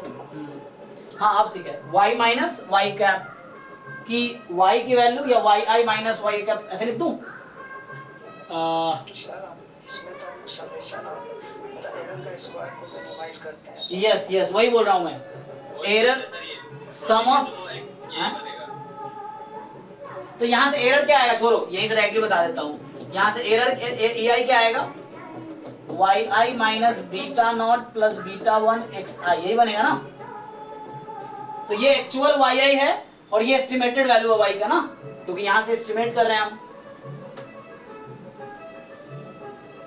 तो कहने का मतलब वही एक्चुअली जो वैल्यू y की एक्चुअल वैल्यू है और माइनस जो उसकी एस्टिमेटेड वैल्यू है, उसके सम के स्क्वायर को मिनिमाइज करते हैं। यस, लिस्ट स्क्वायर एस्टिमेशन है ना ये, तो एरर स्क्वायर का जो सम है उसको मिनिमाइज करते हैं हम लोग, एरर स्क्वायर का जो सम है उसको मिनिमाइज करेंगे।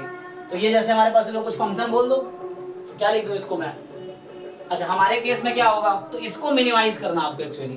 तो यहाँ पे जैसे जो भी पैरामीटर है, यहाँ पे पैरामीटर क्या है, यहाँ पे पैरामीटर है beta not and beta one. तो अभी इस केस में अगर तुम बात करोगे तो ये तुम्हारा फंक्शन होगा किसका, this is a function of, नाम बोल दो कोई, मान लो जी बोल देता हूँ, बीटा नॉट बीटा वन का फंक्शन आएगा। तो ये एक्चुअली एरर ही तो है, एप्सिलॉन आई है actually, actual value minus estimated value. तो या इसको मैं ठीक से यहाँ पे लिख दूँ इसके लिए, so I from 1 to n Y I minus, जो हमने एस्टिमेट किया है y को, कैसे एस्टिमेट किया है हमने, y को एस्टिमेट किया beta not plus beta one x के करीब है ना। तो कहने का मतलब ये हो गया beta not plus beta one X I और इस पूरे का स्क्वायर है। तो ये फंक्शन एक्चुअली बीटा नॉट, अब तुम्हें क्या करना है, इसको मिनिमाइज करना है। तो क्या होगा, list square estimator of beta not and beta one will be obtained by minimizing function g of beta not and beta one, मतलब ये फंक्शन को मिनिमाइज करना है। अब मिनिमाइज करने के लिए उसके बाद जो भी बीटा नॉट या बीटा वन की वैल्यू वो एक्स आई वाई आई के टर्म में आएगी, यहाँ से वाई आई और एक्स आई के टर्म्स में आएगी। तो वो एक्चुअली जो होगा लिस्ट स्क्वायर एस्टिमेटर होगा। तो मतलब वही है कि सम ऑफ स्क्वायर ऑफ एरर्स को मिनिमाइज कर रहे हैं हम लोग। तो यहाँ मैंने चूंकि जो कर्व फिट किया है, एस्टिमेट किया, लाइन से एस्टिमेट किया है कि y को हमने इस लाइन से एस्टिमेट किया है। तो सम ऑफ है ना एरर स्क्वायर को मिनिमाइज कर रहे हैं एक्चुअली। ये तुम समझ लो।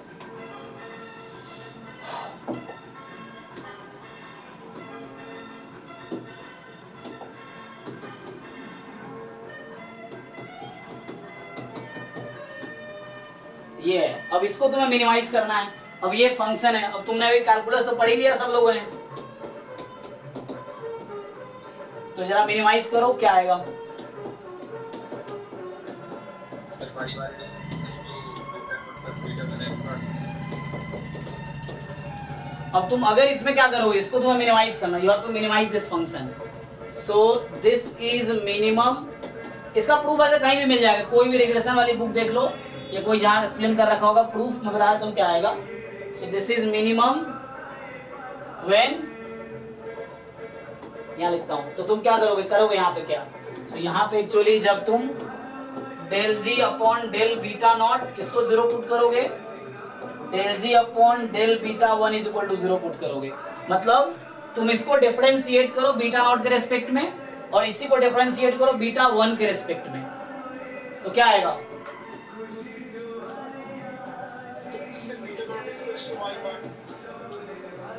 Beta not is equal to y bar minus beta 1 hat x bar आएगा एक्चुअली। सो बीटा नॉट जो आएगा वो एक्चुअली आएगा y bar minus beta 1 hat x bar आएगा, एंड बीटा 1 हैट क्या आएगा, ये इंपॉर्टेंट है।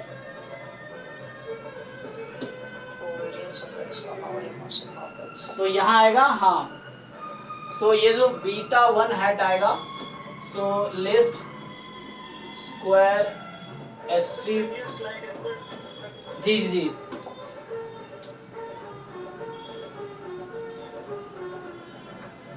एक बार चेक करो, कोई डाउट हो तो बताना। लिस्ट स्क्वायर एस्टिमेटर, लिस्ट मतलब मिनिमम, स्क्वायर किसका स्क्वायर, एरर स्क्वायर, उसके सम को मिनिमाइज कर रहे हैं।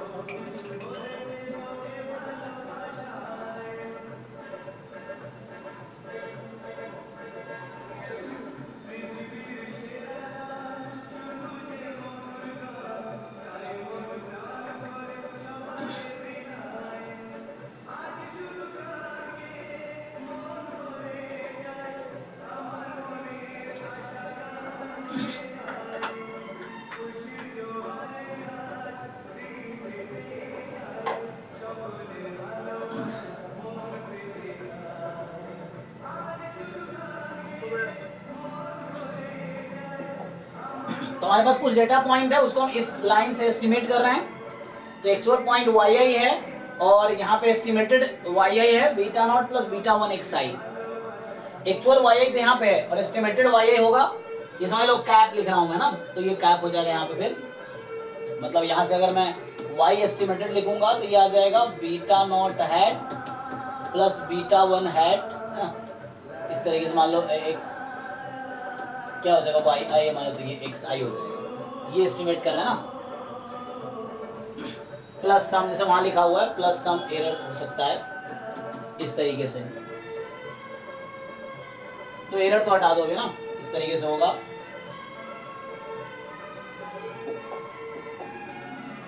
तो यहां से आएगा of beta not and beta 1, है ना, तो क्या होगा बीटा 1 हैट जो आता है, जो तुम लोग बता रहे हो, फॉर्मूला तो याद ही होगा तुम लोगों को, तो मेनली फॉर्मूला का ही काम है, क्योंकि थ्योरीज कौन पूछता है, मेन तो फॉर्मूला का ही यूज है एक्चुअली। तो क्या आता है ये, covariance of x sx y upon sx, अच्छा, जिसको ये मैं अगर लिखूंगा, सो डेटा पॉइंट्स के टर्म में लिखूंगा, covariance between x y data के टर्म में, और वेरिएंस ऑफ x, तो क्या आएगा ये, एक तो इस तरह लिख सकते हो summation sir yi xi minus x bar into yi minus y plus y। कई सारे तरीके मैं लिख के बताता हूँ, जो भी तुम्हें याद रखने का तरीका हो, मन हो वो रखो। तो ये xi minus x bar को उसको ये है n वाली फॉर्म में भी लिख सकते हैं एन, इसको, हाँ, इसको अगर ओपन करोगे, तुम ओपन कर लो तो वैसे भी लिख सकते हो। कोवेरिएंस क्या होता है, summation xi yi i from 1 to n minus x bar y bar, ऐसा आ जाएगा, upon 1/n summation xi minus x bar whole square, ये सेम ही आएगा ना, चेक करो।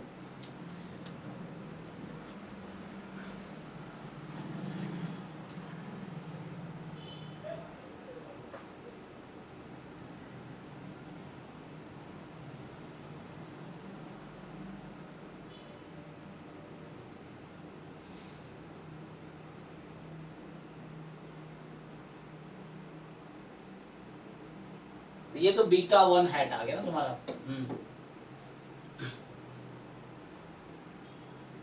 एंड बीटा 1 बीटा नॉट जो हैट आता है वो क्या आता है, वहीं से आया था y bar minus beta 1 estimator into x bar. ये तो ऐसे लिखो इस तरीके से।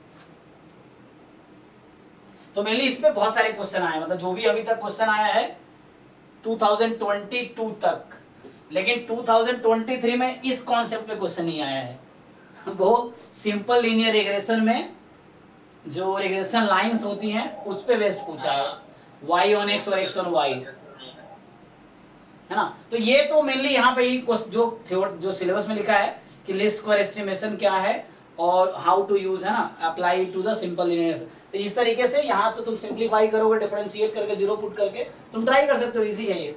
तो वहां से सॉल्व करके निकालोगे तो ये आएगा। ये प्रूफ तुम खुद करके देखो, नहीं हो रहा है तो किसी बुक में तुम चेक कर सकते हो, कोई भी लीनियर रिग्रेशन वाली बुक में, इवन प्रसन्ना साहू में भी कर रखा है ये, ठीक है। तो उस वाले बुक में मिल जाएगा, या कोई भी लीनियर रिग्रेशन जहाँ भी होगा स्टार्टिंग में बहुत सही है। पहले मतलब पहला कॉन्सेप्ट ही ये आता है सिंपल लीनियर रिग्रेशन मॉडल में, लीस्ट स्क्वायर एस्टिमेशन जहाँ एक्सप्लेन कर रखा होगा। तो ये आपने हाँ ब्लू बताया था, वो क्या है? नहीं, ब्लू की जरूरत नहीं है, बेस्ड लीनियर अनबायस्ड एस्टिमेटर ये। हाँ सर, उसका काम नहीं है, 4 पेज का तो प्रूफ है। जैम में वो जरूरत नहीं है, वो एक्चुअली कहीं ना कहीं यूएमवीयू टाइप का होता है, जहाँ पे जैसे मान लो एक एस्टिमेटर है तुम्हारा, दूसरा एस्टिमेटर है, दोनों अनबायस्ड है, तो उसका लीनियर कॉम्बिनेशन लो, फिर लीनियर कॉम्बिनेशन लेके उसको मिनिमाइज करो वेरिएंस को उसका, ताकि तो उसका मतलब वो है कि उस दोनों का लीनियर कॉम्बिनेशन भी अनबायस्ड होना चाहिए और उसका वेरिएंस मिनिमम होना चाहिए। तो वो जो निकल के आएगा वो बेस्ड लीनियर अनबायस्ड एस्टिमेटर निकल के आएगा।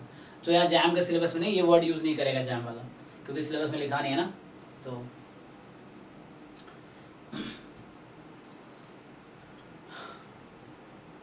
ओके, इसमें क्वेश्चंस कैसे आते हैं, अच्छा उससे पहले थोड़ा मैं अगर एक्सप्लेन करूं, टाइम है ना, अभी टाइम है। तो ये दो तुम्हें ये दो फॉर्मूला अभी याद रखना है, लीस्ट स्क्वायर एस्टिमेटर, है ना। तो यहाँ पे हमने जो मॉडल लिया है y is equal to beta not plus beta 1x, इस लाइन पे हमने उस पॉइंट्स को फिट किया एक्चुअली, तो उसके हिसाब से ये लीस्ट स्क्वायर एस्टिमेटर आ जाएगी। अब क्या आपके पास मेन क्या रिग्रेशन लाइन का इक्वेशन क्या होता है, अगर तुम डिफाइन करो रिग्रेशन क्या बोलते हो तुम लोग, इक्वेशन क्या होती है? y हाँ, regression equation y on x या x ऑन y, क्या फॉर्मूला होता है? y plus the expectation of y minus x equal to r sigma x upon y minus। अच्छा सर, वो पूछ रहे हो क्या, वो b1 b2? हाँ, bxy byx वाला। तो वैसे y minus y बार सेटिंग कर देते हैं। तो मान लो y on x और x on y निकलता है। हाँ, तो लेट जैसे x1 y1 x2 y2 and so on xn yn, मान लो तुम्हारे पास ये n डेटा पॉइंट है ना, this be n data points. तो इसमें क्या होता है, जैसे तुम्हें अब इन पॉइंट्स को, फिर से सेम कॉन्सेप्ट है कि इन पॉइंट्स को तुम्हें मॉडल करना है यहाँ पे, तो y ऑन x और x on y different points है तुम्हारे पास, है ना, इस तरीके से मान लो है। अब इसको तुम्हें क्या करना है, इसको तुम्हें फिट करना है। तो एक होता है कि रिग्रेशन, क्या लिखोगे, इक्वेशन, सो रिग्रेशन इक्वेशन क्या y ऑन x, क्या बोलते हैं इसको, इसका मतलब ये होता है ना expectation y given x is equal to x, यही मतलब है ना। Yes sir. हाँ, और ये इक्वल टू क्या आएगा, तो अभी आपने पढ़ा है कंडीशनल एक्सपेक्टेशन, तो ये फंक्शन ऑफ क्या आएगा, फंक्शन ऑफ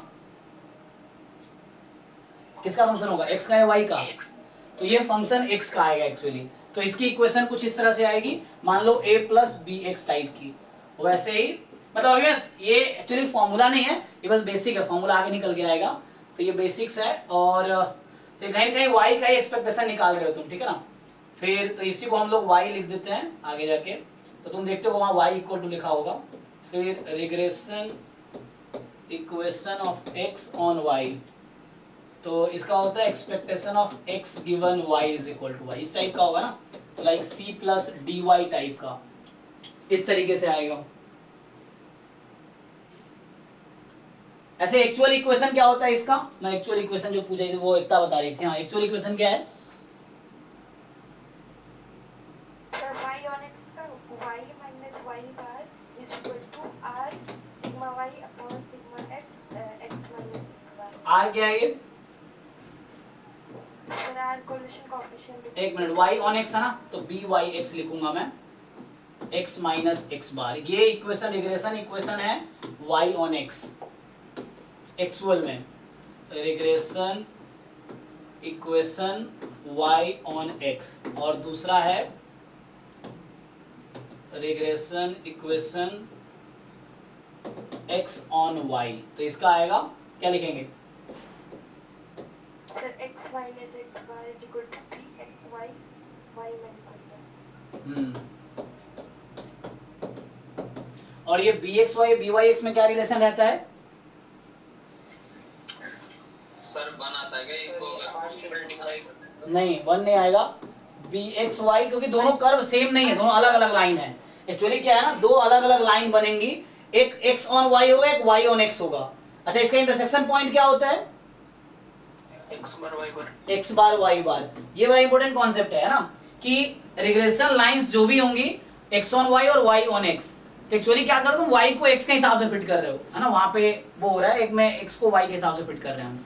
तो अलग अलग है, दोनों इक्वेशन सेम नहीं आएंगी, लेकिन ये है कि दोनों का जो इंटरसेक्शन होगा, दो अलग अलग लाइंस मिलेंगी आपको रिग्रेशन लाइन, लेकिन दोनों, ये कॉन्सेप्ट है कि both will pass through their, जो इंटरसेक्शन होगा वो हमेशा x बार y बार होगा। मतलब एक तो रिग्रेशन लाइन कोई भी लिखो, linear simple linear regression will always pass through x bar y बार, जो भी सैंपल पॉइंट है ना, तो उसका जो सैंपल मीन आएगा, तो x बार y बार हमेशा पास करेगी। और x ऑन y या y ऑन x है, दोनों कर्व का इंटरसेक्शन पॉइंट होगा x बार कॉमा y बार। ये रिग्रेशन जो भी लाइंस है ना, उसके इंटरसेक्शन पॉइंट है। तो यहाँ पे तुम सिंप्लीफाई करोगे, मतलब इन दोनों का intersection point x bar y, तुम देख सकते हो ना, y minus Y not is equal to m into X minus X not, वैसे लिखा गया ना, तो दोनों में पॉइंट कॉमन ही है। हमने किस पॉइंट, हमने एक पॉइंट लिया है कि regression line will always pass through, जो भी ये होगा सिंपल लीनियर रिग्रेशन लाइन जो होगा, या रिग्रेशन लाइन जो भी होंगी, that will pass through point. तो उतना डिटेल में यहाँ नहीं पढ़ेंगे, regression line will pass through x bar comma y बार, है ना, ये हमेशा इस पॉइंट से पास करेगी, इंटरसेक्शन पॉइंट ये होगा। अच्छा, ये एक होता है bxy इंटू byx, किसके इक्वल आता है ये? r स्क्वायर के, और r स्क्वायर को क्या बोलते हैं? सो r square is called set coefficient of determination.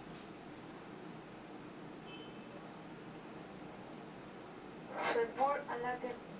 हाँ वो अलग है, वो 1 minus S S E upon S S T होता है, जो तुम बता रहे हो शायद ना, 1 minus sum of square due to error upon sum of total sum of squares. तो यहाँ पे क्या होगा? रिग्रेशन कोएफिशिएंट बोलते हैं इसको। सो this is called regression coefficient,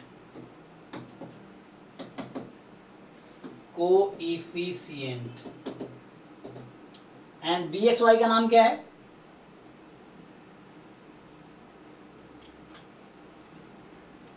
तो ये स्लोप ऐसे तो है ना,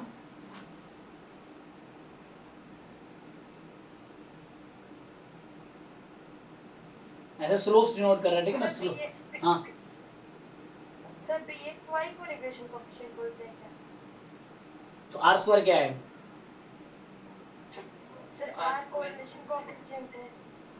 हाँ अच्छा, ये कोरिलेशन कोएफिशिएंट, रिग्रेशन कोएफिशिएंट क्यों लिख दिया? हाँ ये तो कोरिलेशन, यहाँ रिग्रेशन है, ये कोरिलेशन कोएफिशिएंट है, कोरिलेशन कोएफिशिएंट होगा, r square is correlation coefficient, और ये जो bxy होगा स्लोप है, r कोरिलेशन कोएफिशिएंट है ना? r को लिखना, r स्क्वायर पे लिखना है, सो r है, ठीक है, r स्क्वायर उसका स्क्वायर है ना, ठीक है। तो यहाँ से क्या लिखेंगे, bxy को क्या लिख सकते हैं? Regression coefficient of x on y, है ना। So regression coefficient of x on y, and ऐसे ही byx जो होगा, this is regression coefficient of y on x, ये है एक्चुअली। तो ये तो हो गया कुछ इंफॉर्मेशन, है ना, ऐसे बी एक्स वाई की वैल्यू क्या आती है अगर डेटा पॉइंट के टर्म में बात करें तो? बी एक्स वाई किसके इक्वल होगा?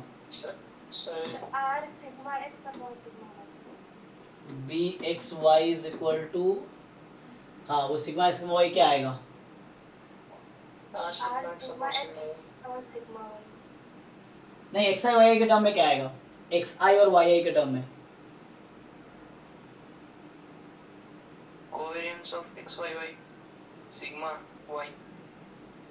तो यहाँ से तुम फाइंड करोगे, सो ये आ जाएगा तुम्हारे पास, Variance of x y by variance of y. हाँ तो ये आ जाएगा आपका covariance of X Y upon variance of Y, and similarly B Y X क्या आएगा?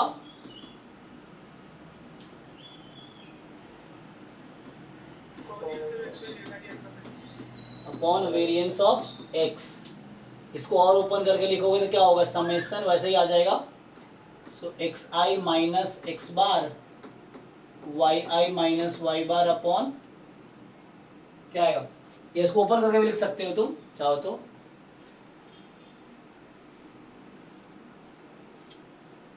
अच्छा, तो वहां जो कोएफिशिएंट हमने जो लिखा था ना, हमने एक ही लिखा था ना जो सिंपल इंटीग्रेशन में, क्या लिखा था? तुम्हें याद होगा कि वहां पे y बराबर समथिंग लिखा था ना, तो ये वही आ रहा होगा, तुम चेक करो जो वहां पे लिखा था, जो बीटा 1 हैड था वो क्या था? यही था ना, चेक करके देखो।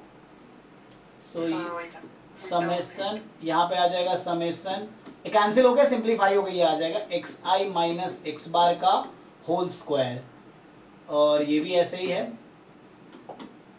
तो यहाँ से रहेगा upon summation X I minus, sorry ये वाई का है ना, तो यहाँ एक्स क्यों लिख दिया, यहाँ वाई होगा, यहाँ वाई है ना और यहाँ पे एक्स आएगा, X I minus X bar whole square. एक बार चेक कर लो, ये बेसिक कॉन्सेप्ट है जिसकी थोड़ी जरूरत है, हालांकि एग्जाम में एक क्वेश्चन 2023 में इस पे आया है, बाकी इससे पहले कोई क्वेश्चन नहीं आया इस कॉन्सेप्ट पे।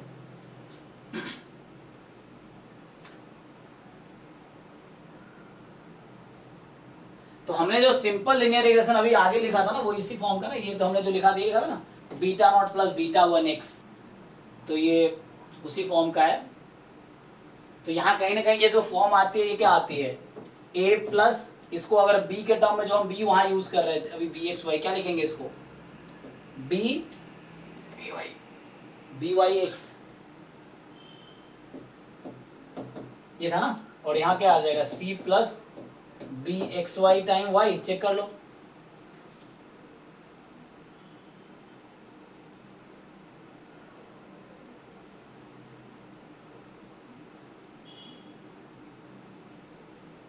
सर हाँ तो सर अगर आर और रो में फिर क्या अंतर होगा? हाँ, रो जो था एक्चुअली वहां पे जब हम लिख रहे रैंडम वेरिएबल टर्म में लिख रहे थे ना, क्योंकि जैसे बाइवेरिएट वाले में नॉर्मल लिख रहे थे कंडीशन वाले में, तो उसमें भी तो ऐसा ही कुछ बन रहा था, x बार प्लस रो सिग्मा y रो सिग्मा x माइनस x बार। हाँ बाइवेरिएट नॉर्मल में क्या हो रहा था कि जो उसका वही वाला तो y बार प्लस r रो सिग्मा y पर सिग्मा x माइनस x बार बन रहा था, यहाँ भी तो फिर नहीं बन रहा है। एक मिनट में लिखता हूँ तुम क्या कहना चाह रहे हो। अच्छा, इसमें एक मिनट, तुम्हारा ये था जब बाइवेरिएट नॉर्मल कर रहे थे हम, तो टाइम क्यों ना हो जाए। हाँ अच्छा एक मिनट, इसमें एक और रिलेशन है ना, एक और आता हूँ तुम्हारा क्वेश्चन पे। इसमें क्या है, ये bxy byx और r, इन तीनों में क्या रिलेशन है साइन के रिस्पेक्ट में? एक 1 से ज्यादा होगा तो दूसरा 1 से कम होगा। मतलब अच्छा, आर स्क्वायर का रेंज क्या है? 0 to 1 0 से 1, ठीक ना, आर स्क्वायर तुम्हारा 0 से 1 के बीच होगा, है ना, मैक्सिमम ये लगा लो चाहो तो। और bxy byx एंड r तीनों का साइन हमेशा क्या रहता है? मतलब अगर पॉजिटिव है, r तो -1 से 1 में हो सकता है ना, तो यहाँ से ही पता चला ना, r तो -1 से 1 में हो सकता है, और ये bxy और byx जो भी वैल्यू आएगी एक्चुअली वो हमेशा सेम साइन की होगी, मतलब दोनों या तो पॉजिटिव होंगी या दोनों नेगेटिव होंगी, ये रिलेशन होता है। और r की भी वही साइन होगा, तो ये कहने का मतलब ये है किसी पर्टिकुलर पॉइंट पे तुम्हारे पास जो आएगा कि इन केस ऑफ, है ना, या ऐसे जो भी किसी तुम्हारे पास अगर रिग्रेशन लाइन दे रखी है y ऑन x और x ऑन y दोनों, तो उस केस में क्या होगा कि ये जो bxy है या byx है इन r है, इन तीनों विल हैव सेम साइन। मतलब सेम साइन मतलब या तो तीनों पॉजिटिव एक साथ होगा या तीनों नेगेटिव एक साथ होगा। ऐसा नहीं कुछ पॉजिटिव कुछ नेगेटिव, मतलब है ना, ऑल पॉजिटिव और ऑल नेगेटिव, ये मतलब है। तो किसी क्वेश्चन अगर आप कोई सॉल्व कर रहे हो वहां पे, तो bxy के जो साइन होंगे byx वो सेम ही रहेगा, मतलब तीनों का साइन सेम रहेगा। तो ये रिजल्ट है।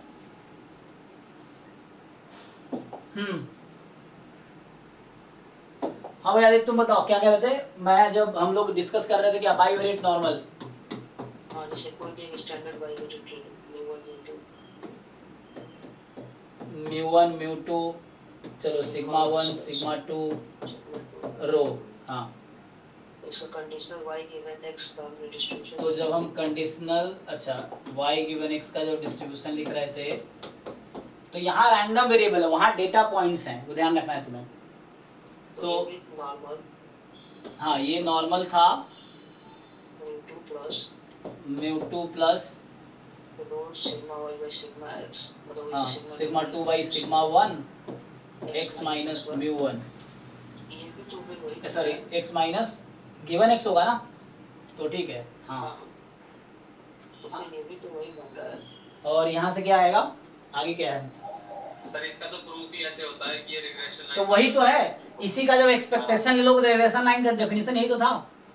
क्या डेफिनेशन तुम चेक करो, तो वन, मैं वही पूछा था इसमें तो r और रो अलग अलग एक सेम चीज है। एक मिनट, सिग्मा 2 स्क्वायर सिग्मा 2 ये स्क्वायर वो डेटा पॉइंट्स में ये कॉन्फिडेंस दोनों है ना, यहाँ पे एक कॉन्टिन्यूअस रैंडम वेरिएबल है एक्चुअली एक्स वाई, तो तुम अगर यहाँ एक्सपेक्टेशन ऑफ वाई गिवन लोगे तो इसी को तो रिग्रेशन लाइन बोलते हैं। रिग्रेशन का जो पहली डेफिनेशन स्टार्ट होती है यहीं से स्टार्ट होती है कि expectation of Y given X, this is the, यही तो रिग्रेशन लाइन तुम्हारा, यही तुम्हें कन्वर्ट होके आ जाएगा rho sigma 2 by sigma 1 X minus μ1, ठीक है। तो इसको तुम सिंप्लीफाई करो, ये तो फॉर्म आ जाएगा ना, like a plus B X type, ऐसा आ जाएगा। हाँ रो, यहाँ पे ये जो रो है, हाँ ये जो रो है कोरिलेशन कोएफिशिएंट है, तो here rho is correlation coefficient between x and y, हाँ ठीक है।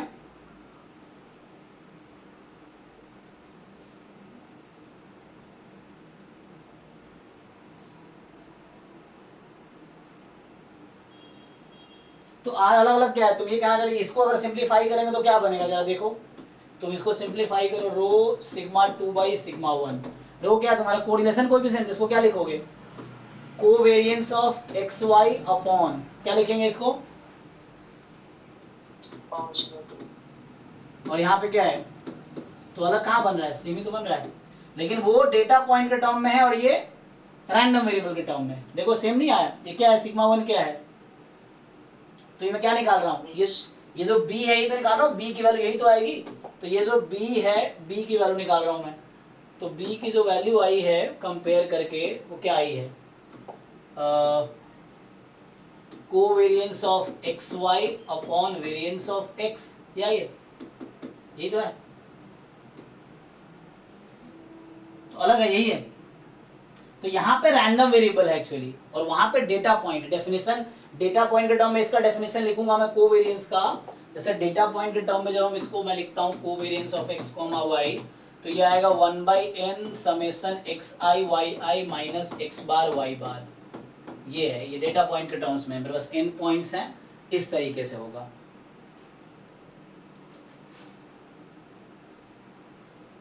इसको तुम अगर सिंप्लीफाई करोगे तो क्या बनेगा, अगर मैं समेशन xi माइनस x बार yi माइनस y बार, चेक करो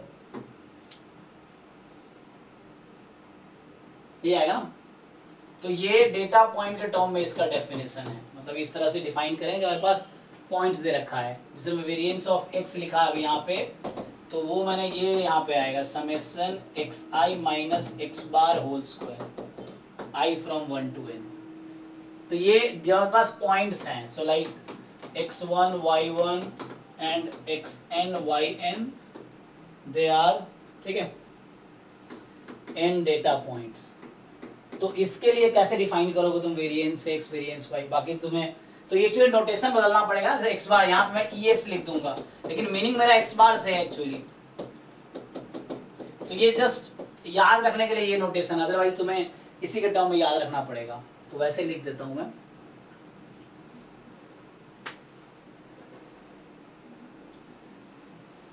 अच्छा, नेक्स्ट क्लास में और डिटेल में इसको डिस्कस करता हूं, अभी कुछ क्वेश्चंस देखते हैं। तो ये बेसिक्स हमने डिस्कस किया, मेनली सिलेबस में तो बोला लिस्ट स्क्वायर एस्टिमेटर और ये, लेकिन इसकी जरूरत पड़ेगी तुम्हें। तो मेनली जो रिग्रेशन लाइंस है तुम्हें याद रखना है ये वाला ना, y ऑन x, जब y की वैल्यू फाइंड कर रहे हो तो इसको तुम इधर भेज सकते हो, तो bx by x है ना, एंड x ऑन y तो bx y, ऐसा बनेगा। अच्छा, क्वेश्चन करके देखो जरा, अभी मैं अगर तुमसे पूछूं एक क्वेश्चन, अभी एग्जाम 2023 में तो आया था इस पे,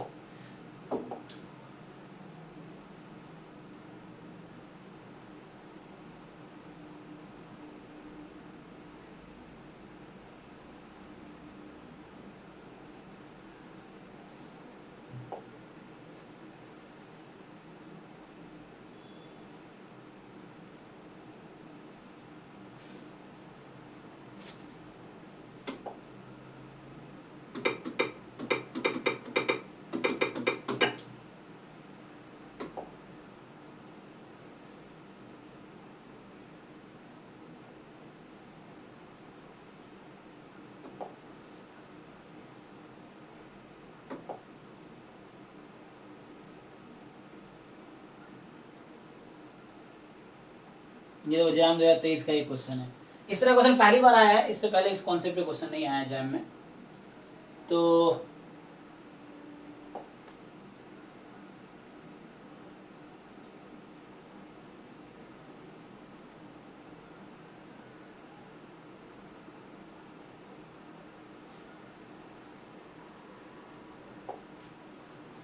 छूट गया थोड़ा सा, तो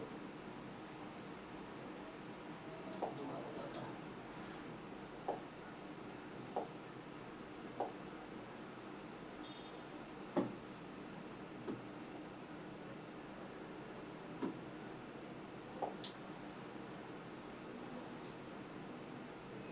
इसका ट्राई करो, बताओ जरा क्या बोल रहा है, देखो।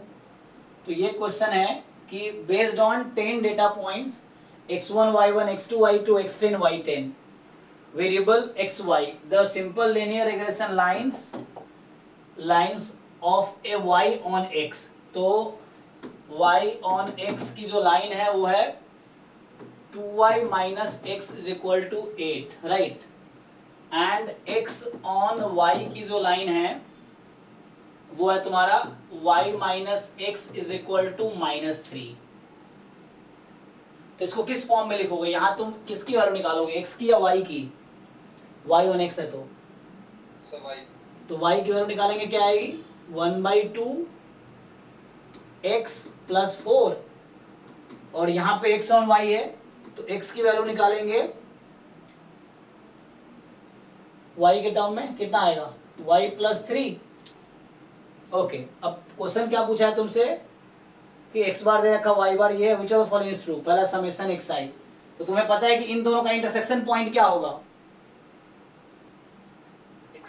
x बार y बार, है ना, क्योंकि both regression line will intersect at x bar y बार। तो जरा इनको सॉल्व करके मुझे बताओ क्या आंसर आएगा, इसको सिंपलीफाई करके you tell me x and tell me y।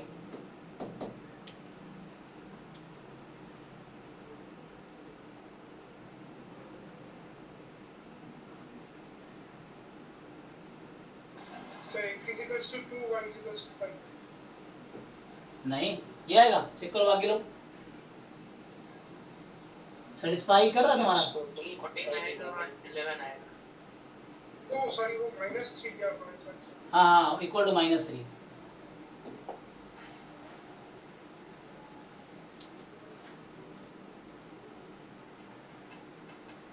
Sir x14 हाँ सर सही, तो y 11 x 14। ओके, तो इसका मतलब x बार की वैल्यू हो गई तुम्हारी 14 और y बार की वैल्यू हो गई 11, तो यहाँ से समेशन xi कितनी आ जाएगी?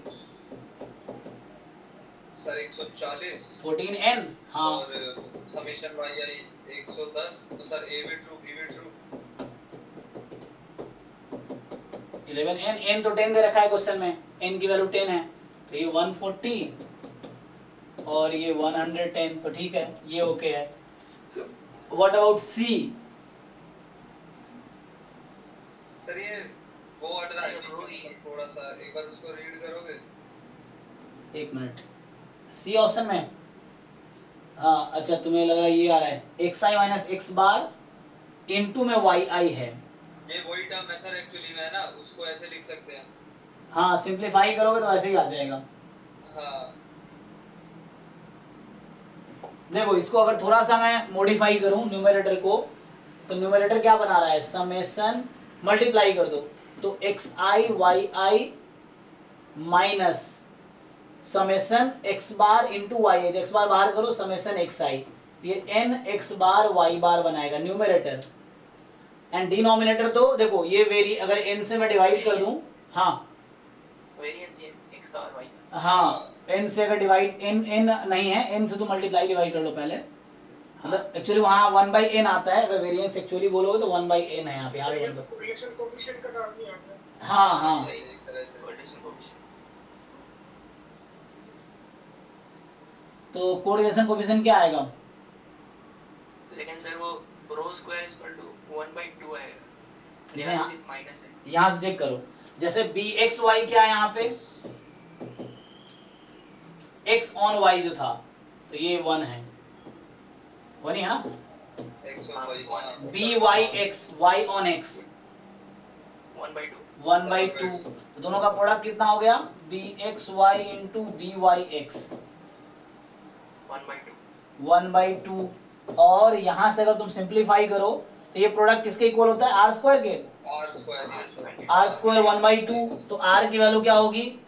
Plus minus plus minus 1/2। लेकिन हमने कहा कि तीनों का साइन हमेशा क्या रहेगा? हाँ, है ना? तो r का साइन तीनों का साइन हमेशा सेम रहेगा, तो यहाँ पे 1/√2 प्लस में आएगी, क्योंकि तीनों का साइन हमेशा सेम रहेगा।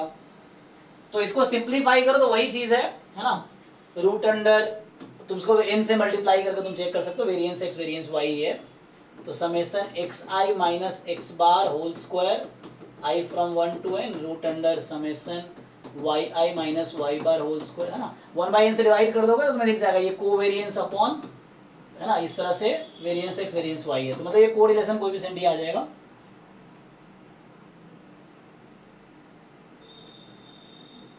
जिसकी वैल्यू यहाँ 1/√2 आएगी, लेकिन इन्होंने माइनस दे दिया है, तो है ना बच्चा यहाँ सोच सकता है सही है, तो ये गलत हो गया एक्चुअली। अब ये चेक करो ये क्या है, अगर तुम bxy और byx को डिवाइड करो तो क्या बनता है? तो याद करो, ये फॉर्मूला लिखा था ना मैंने, bxy का मैंने फॉर्मूला लिखा था, तो ये होगा समेशन xi, या जैसे जो तो variance of x by variance of y। हाँ सर सही बोल रहे हो, क्योंकि वो कट ही जाएगा ना, क्योंकि ये जो था ना covariance xy upon variance y, और byx जो था covariance xy upon variance x, इसको डिवाइड कर लो, क्या बचेगा? Variance x upon variance y, simplify होकर डेटा पॉइंट के टर्म में इसका डेफिनेशन यही बनेगा। Summation xi minus x bar square, और वो जो n आएगा वो तो कट ही जाएगा, तो ये हाँ। बचेगा। ये बचेगा, और ये दोनों पता है आपको ऑलरेडी, यस सर, 1 और हाफ, तो ये bxy और byx का रेशियो है, bxy और byx, तो ये जो है सही है ये। bxy अपॉन byx का रेशियो है, और bxy यहाँ से है ना x ऑन y, तो x ऑन y था 1 था, तो चेक करो परी 1 था, square by half byx yx 1/2 है, तो ये सिंप्लीफाई होके 2 ही आ गया, तो मतलब ये ट्रू हो गया। तो यहाँ लीस्ट स्क्वायर एस्टिमेशन इसने पूछा ही नहीं इस साल, है ना। देखता हूँ और क्वेश्चन है क्या, देखता हूँ तो एक ही क्वेश्चन ऐसे पूछा होगा, तो इसमें है ना लीस्ट स्क्वायर एस्टिमेशन पे क्वेश्चन पूछा ही नहीं इस बार इसने, ये जो रिग्रेशन लाइंस हैं y on x और x on y उस पे पूछ लिया। तो एक तो यहाँ कॉन्सेप्ट यूज हुआ, intersection point x bar y बार है। दूसरा आप लाइंस आप लिखते हो तो y ऑन x, तो जो कोएफिशिएंट है byx, x on y coefficient bxy है, तो ये हो गया। और जो वैल्यू एक्चुअली आती है डेटा पॉइंट के टर्म में, तो उसके इसको थोड़ा सिंप्लीफाई करते हैं तो वही बन जाएगा, यही वाला चीज बन जाएगा यहाँ पे। सो कोवेरिएंस बिटवीन एक्स वाई और स्टैंडर्ड डेविएशन एक्स, मतलब वेरिएंस एक्स वेरिएंस वाई का रूट हो गया। सो यहाँ से अगर तुम चेक करो, जैसे इसको अगर आप मल्टीप्लाई करते हो, मान लो B X Y into B Y X, ऐसे मल्टीप्लाई करो तो क्या बनता है,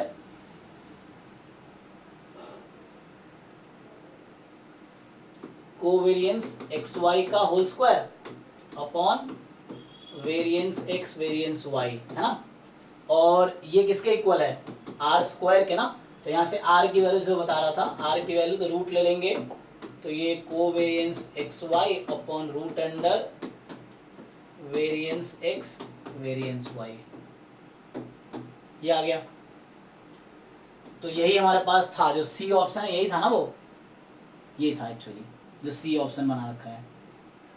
इसको ओपन करो, ये सब डेटा पॉइंट के टर्म में डिफाइन करना है इसको, तो उस तरह से बोल रहा हूँ मैं। जैसे कोवेरिएंस अगर तुम लिख रहे हो तो ये कोवेरिएंस ऑफ एक्स वाई लिख रहे हो, तो इसका मतलब है 1/n summation X I minus X bar Y I minus Y बार, ये होगा। एंड इसको फर्दर सिंप्लीफाई करोगे तो ये बन जाएगा क्या, 1/n summation X I Y I minus X bar Y बार बन के आएगा ना। चेक कर लो एक बारी, एन टाइम भी होगा वहां, इसको ओपन करो क्या आएगा,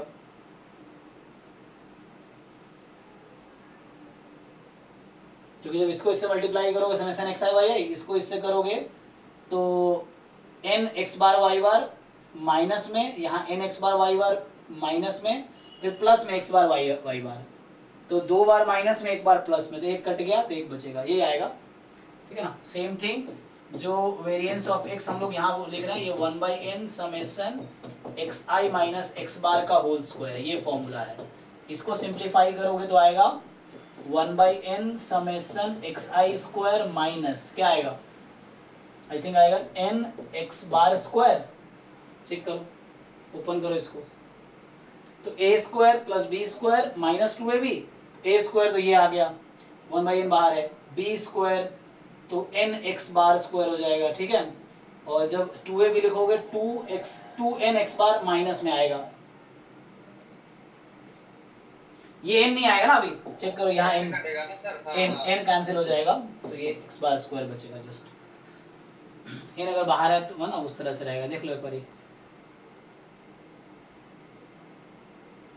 वो n तब आएगा जब मैं ब्रैकेट में लिखूंगा, मतलब n मैं लिख सकता हूँ, ये ब्रैकेट में लिखूंगा तब आएगा, अदरवाइज इसको ओपन करोगे तो 1/n summation X I square minus X bar square, ठीक है, तो ये आ जाएगा।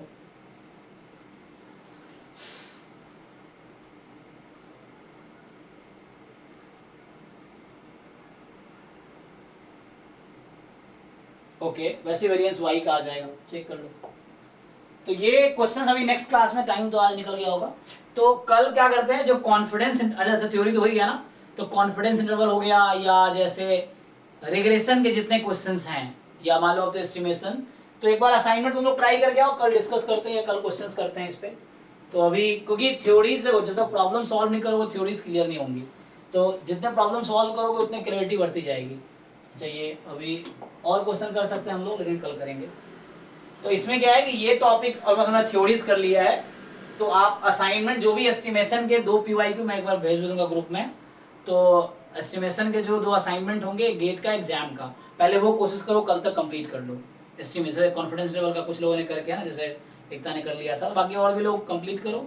तो जो भी एस्टिमेशन के क्वेश्चंस हैं, जैम गेट के PYQ कंप्लीट करो, कल उसका डिस्कशन करते हैं, तो उससे आपको ये समझ आएगा कि जैम गेट में कैसे क्वेश्चंस आ रहे हैं, कैसे करने हैं, है ना, तो एक आइडिया मिलेगा ना उस तरीके से।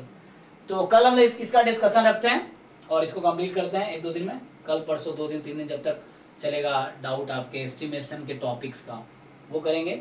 और उसके बाद फिर ये स्टार्ट करेंगे, तो 1 वीक या 1 वीक में हो जाना चाहिए। क्या डेट है, 19 है ना, क्योंकि 1 तक कंप्लीट करना है मुझे। हाँ जी ये बोला था कि वो अलजेब्रा में एक टॉपिक बोला था आपने कराने को, पार्टीशन ऑफ मैट्रिसेस, हाँ वो कराऊंगा अभी, एक बार ये कर लेते, अगले क्लास में करा दूंगा। बहुत छोटा है टॉपिक, वो 10-20 मिनट लगेगा, कुछ खास नहीं है। तो क्वेश्चंस भी नहीं मिल रहा है क्योंकि आई भी वो गेट में 1-2 क्वेश्चन मिलेंगे, जैम में नहीं आए अभी तक, क्योंकि इस बार ऐड ही हुआ है वो टॉपिक, तो वो सिलेबस जस्ट ऐड हुआ है, तो उस तरह क्वेश्चन आए नहीं अभी तक भी क्वेश्चन पे। गेट में 1-2 हैं, कुछ नहीं। जॉर्डन कैनोनिकल फॉर्म आता है आगे जाके, गेट और नेट में है हायर लेवल पे, तो वहाँ ब्लॉक बनाना पड़ता है मिनिमल पॉलिनोमियल के लिए। तो आपके सिलेबस में मिनिमल पॉलिनोमियल भी नहीं लिखा है उन्होंने, तो ऐसे लिखा तो है नहीं सिलेबस में जैम में मिनिमल पॉलिनोमियल, तो वो उसके लिए वहाँ पे ब्लॉक्स की जरूरत पड़ती है, जॉर्डन ब्लॉक्स बोलते हैं उसको। तो ये जैम में नहीं है ये सब, लेकिन फिर भी लिख दिया तो बता दूंगा। ऐसे बहुत आसान सा है, मैट्रिक्स को डिवाइड करना है ब्लॉक्स में, तो वैसे कुछ खास नहीं, बस थोड़ा उसके हिसाब से रैंक डिसाइड कर सकते हो, प्रोडक्ट डिटर्मिनेंट वैसा है, बहुत ज़्यादा खास नहीं, उसमें कुछ क्वेश्चन है नहीं, आए नहीं अभी तक एक भी। तो वो हम अभी करा दूंगा, एक बार ये कंप्लीट करके या ये हो जाएगा, बता याद दिलाना एक बार और मुझे, तो एक दिन मैं करा दूंगा। वो मेथड एफिशिएंट है रैंक निकालने के लिए पार्टीशन? नहीं, वो बस एक है, कुछ रिजल्ट्स हैं उस पे बेस्ड, अदरवाइज उसकी बिना जरूरत, बिना यूज किए भी सारा क्वेश्चन तुम्हारा जैम का हो जाएगा, उसकी कोई जरूरत नहीं पड़ेगी। मतलब से ब्लॉक्स के फाइंड करते हैं, फिर मैट्रिक्स का डिसाइड। ब्लॉक मतलब सब मैट्रिसेस, तो ब्लॉक का मतलब क्या, बीच में 2 लाइन ड्रॉ कर लो, एक वर्टिकल एक हॉरिजॉन्टल, तो मैट्रिक्स जितने पार्ट में बट गया वो तुम्हारा ब्लॉक्स हो गया, सिंपल यही, और कुछ ज्यादा है नहीं। जैसे मान लो कोई 3x3 का मैट्रिक्स है, किसी बीच में एक लाइन, एलिमेंट्स पे नहीं, एलिमेंट के बीच में, मान लो फर्स्ट और सेकंड रो के बीच में एक लाइन खींच लो, इधर सेकंड कॉलम थर्ड कॉलम के बीच में ऐसी एक लाइन खींच लो, ऐसे ही तो तुम्हारा मैट्रिक्स कितने पार्ट में बढ़ जाएगा, 2 लाइन खींचोगे 4 पार्ट में बढ़ जाएगा, है ना, उस तरीके से। तो 4 ब्लॉक्स हो गए तुम्हारे पास मैट्रिक्स के, इस तरीके से। तो वो एक बार डिस्कस कर लेंगे, थोड़े उसके प्रॉपर्टीज भी देख लेंगे, तो वो होगा। तो इसकी थ्योरीज करके आओ, यहाँ पे बस ये एक हुआ ना लीनियर अलजेब्रा में हमने, हालांकि यहाँ पे लीनियर थोड़ा फास्ट किया था हमने इस बैच में, अभी 7 to 9 में स्लो करेंगे, तो वहाँ पे है इसमें थोड़ा सा फास्ट कर लिया था। तो ये वाला जो टॉपिक है, इसमें लिखा है पार्टीशन ऑफ मैट्रिसेस, 1 2 3 4, हाँ ये है partitioning of matrices and simple properties. तो ये डिस्कस करना रह गया है बस, बाकी हमने डिस्कस किया था। और क्वेश्चन असाइनमेंट सॉल्व करो, असाइनमेंट जितने सारे हैं सब सॉल्व करो, निपटाओ, अभी टाइम है अब। तो थ्योरीज ऑलमोस्ट इस बैच में खत्म हो जाएगी, जिनको रिवाइज करना हो तो आप लाइव 7 to 9 में चल रहा है अभी, तो वहाँ पे ज्वाइंट ही खत्म हुआ है अभी, स्टैंडर्ड मतलब मल्टीवेरिएट डिस्ट्रीब्यूशन जस्ट अभी कंप्लीट हुआ है, तो वो स्टार्ट होगा स्टैंडर्ड मल्टीवेरिएट। उधर इंटीग्रल कैलकुलस अभी बीच में चल ही रहा है, स्टार्ट ही हुआ जस्ट। तो जिनको रिवाइज करना हो लाइव 7 to 9 कर सकते हो। अब यहाँ पे क्या होगा, ये कंप्लीट होके यहाँ पे PYQ ईयर वाइज स्टार्ट करेंगे अभी हम, एक से पहले 2023 से स्टार्ट करूंगा इस बार, पहले 2005 से कराते थे, पहले 5 6 7 8 23 तक आते थे, मतलब जब तक, इस बार उल्टा करेंगे, 23 से स्टार्ट करेंगे फिर 5 तक जाएंगे। तो पहले 2023 का ऐसे कर करके सॉल्व करेंगे इस बार, ऐसा है, ठीक है। तो उससे बहुत अच्छा, जो बच्चा रेगुलर रहा है ना, जो बच्चा एकदम, तो उसको सारा कॉन्सेप्ट क्लियर हो जाएगा, तो उसको ऑब्वियसली अच्छा रैंक आना ही है, क्योंकि तुम अगर सिंसियर हो, रेगुलर क्लास आ रहे हो, तो क्या ही बाहर से आएगा, ये चीज़ें हैं। और तुम जैसे ही बाकी जितने रैंकर्स निकले हैं पिछले साल, तुम जैसे ही रहे हैं ना, जैसे श्रुति फर्स्ट टाइम जब एग्जाम दी थी उसके आई थिंक 15-16 नंबर शायद आए थे, और सेकंड टाइम में 60 नंबर आ गया, तो 3rd रैंक आ गया था। वो श्रुति हमारा फुल बैच के स्टूडेंट रही है, मतलब लाइक पूरे साल उसने पढ़ा है ना। कई बार पिछले साल कुछ बच्चे सिर्फ टेस्ट सीरीज वाले भी थे, लेकिन श्रुति जैसे थी तो वो तो पूरे साल पढ़ी थी हमारे से, क्योंकि वो उस समय मैं IIT बॉम्बे में ही था जब 2021 में, मेरा 19 से 21 का MSc है, 2020 में उसने ज्वाइन किया था 2020 में, तब मैं IIT बॉम्बे में MSc सेकेंड ईयर में था उस समय। तो वो मेरे क्लास का ही लड़का अशोक है, उसकी वो सिस्टर है, तो मेरा क्लासमेट ही था अशोक, तो उसकी वो सिस्टर है, तो उसने भेजा था। तो उसके फर्स्ट टाइम में उसने ड्रॉप लेके तैयारी किया था, सीधा 16 नंबर से 60 पे पहुंचना, तो कितना मेहनत किया होगा उसने, ये चीज़ है, ठीक है। तो अभी के लिए यही स्टॉप करते हैं, and thank you and good night, ठीक है।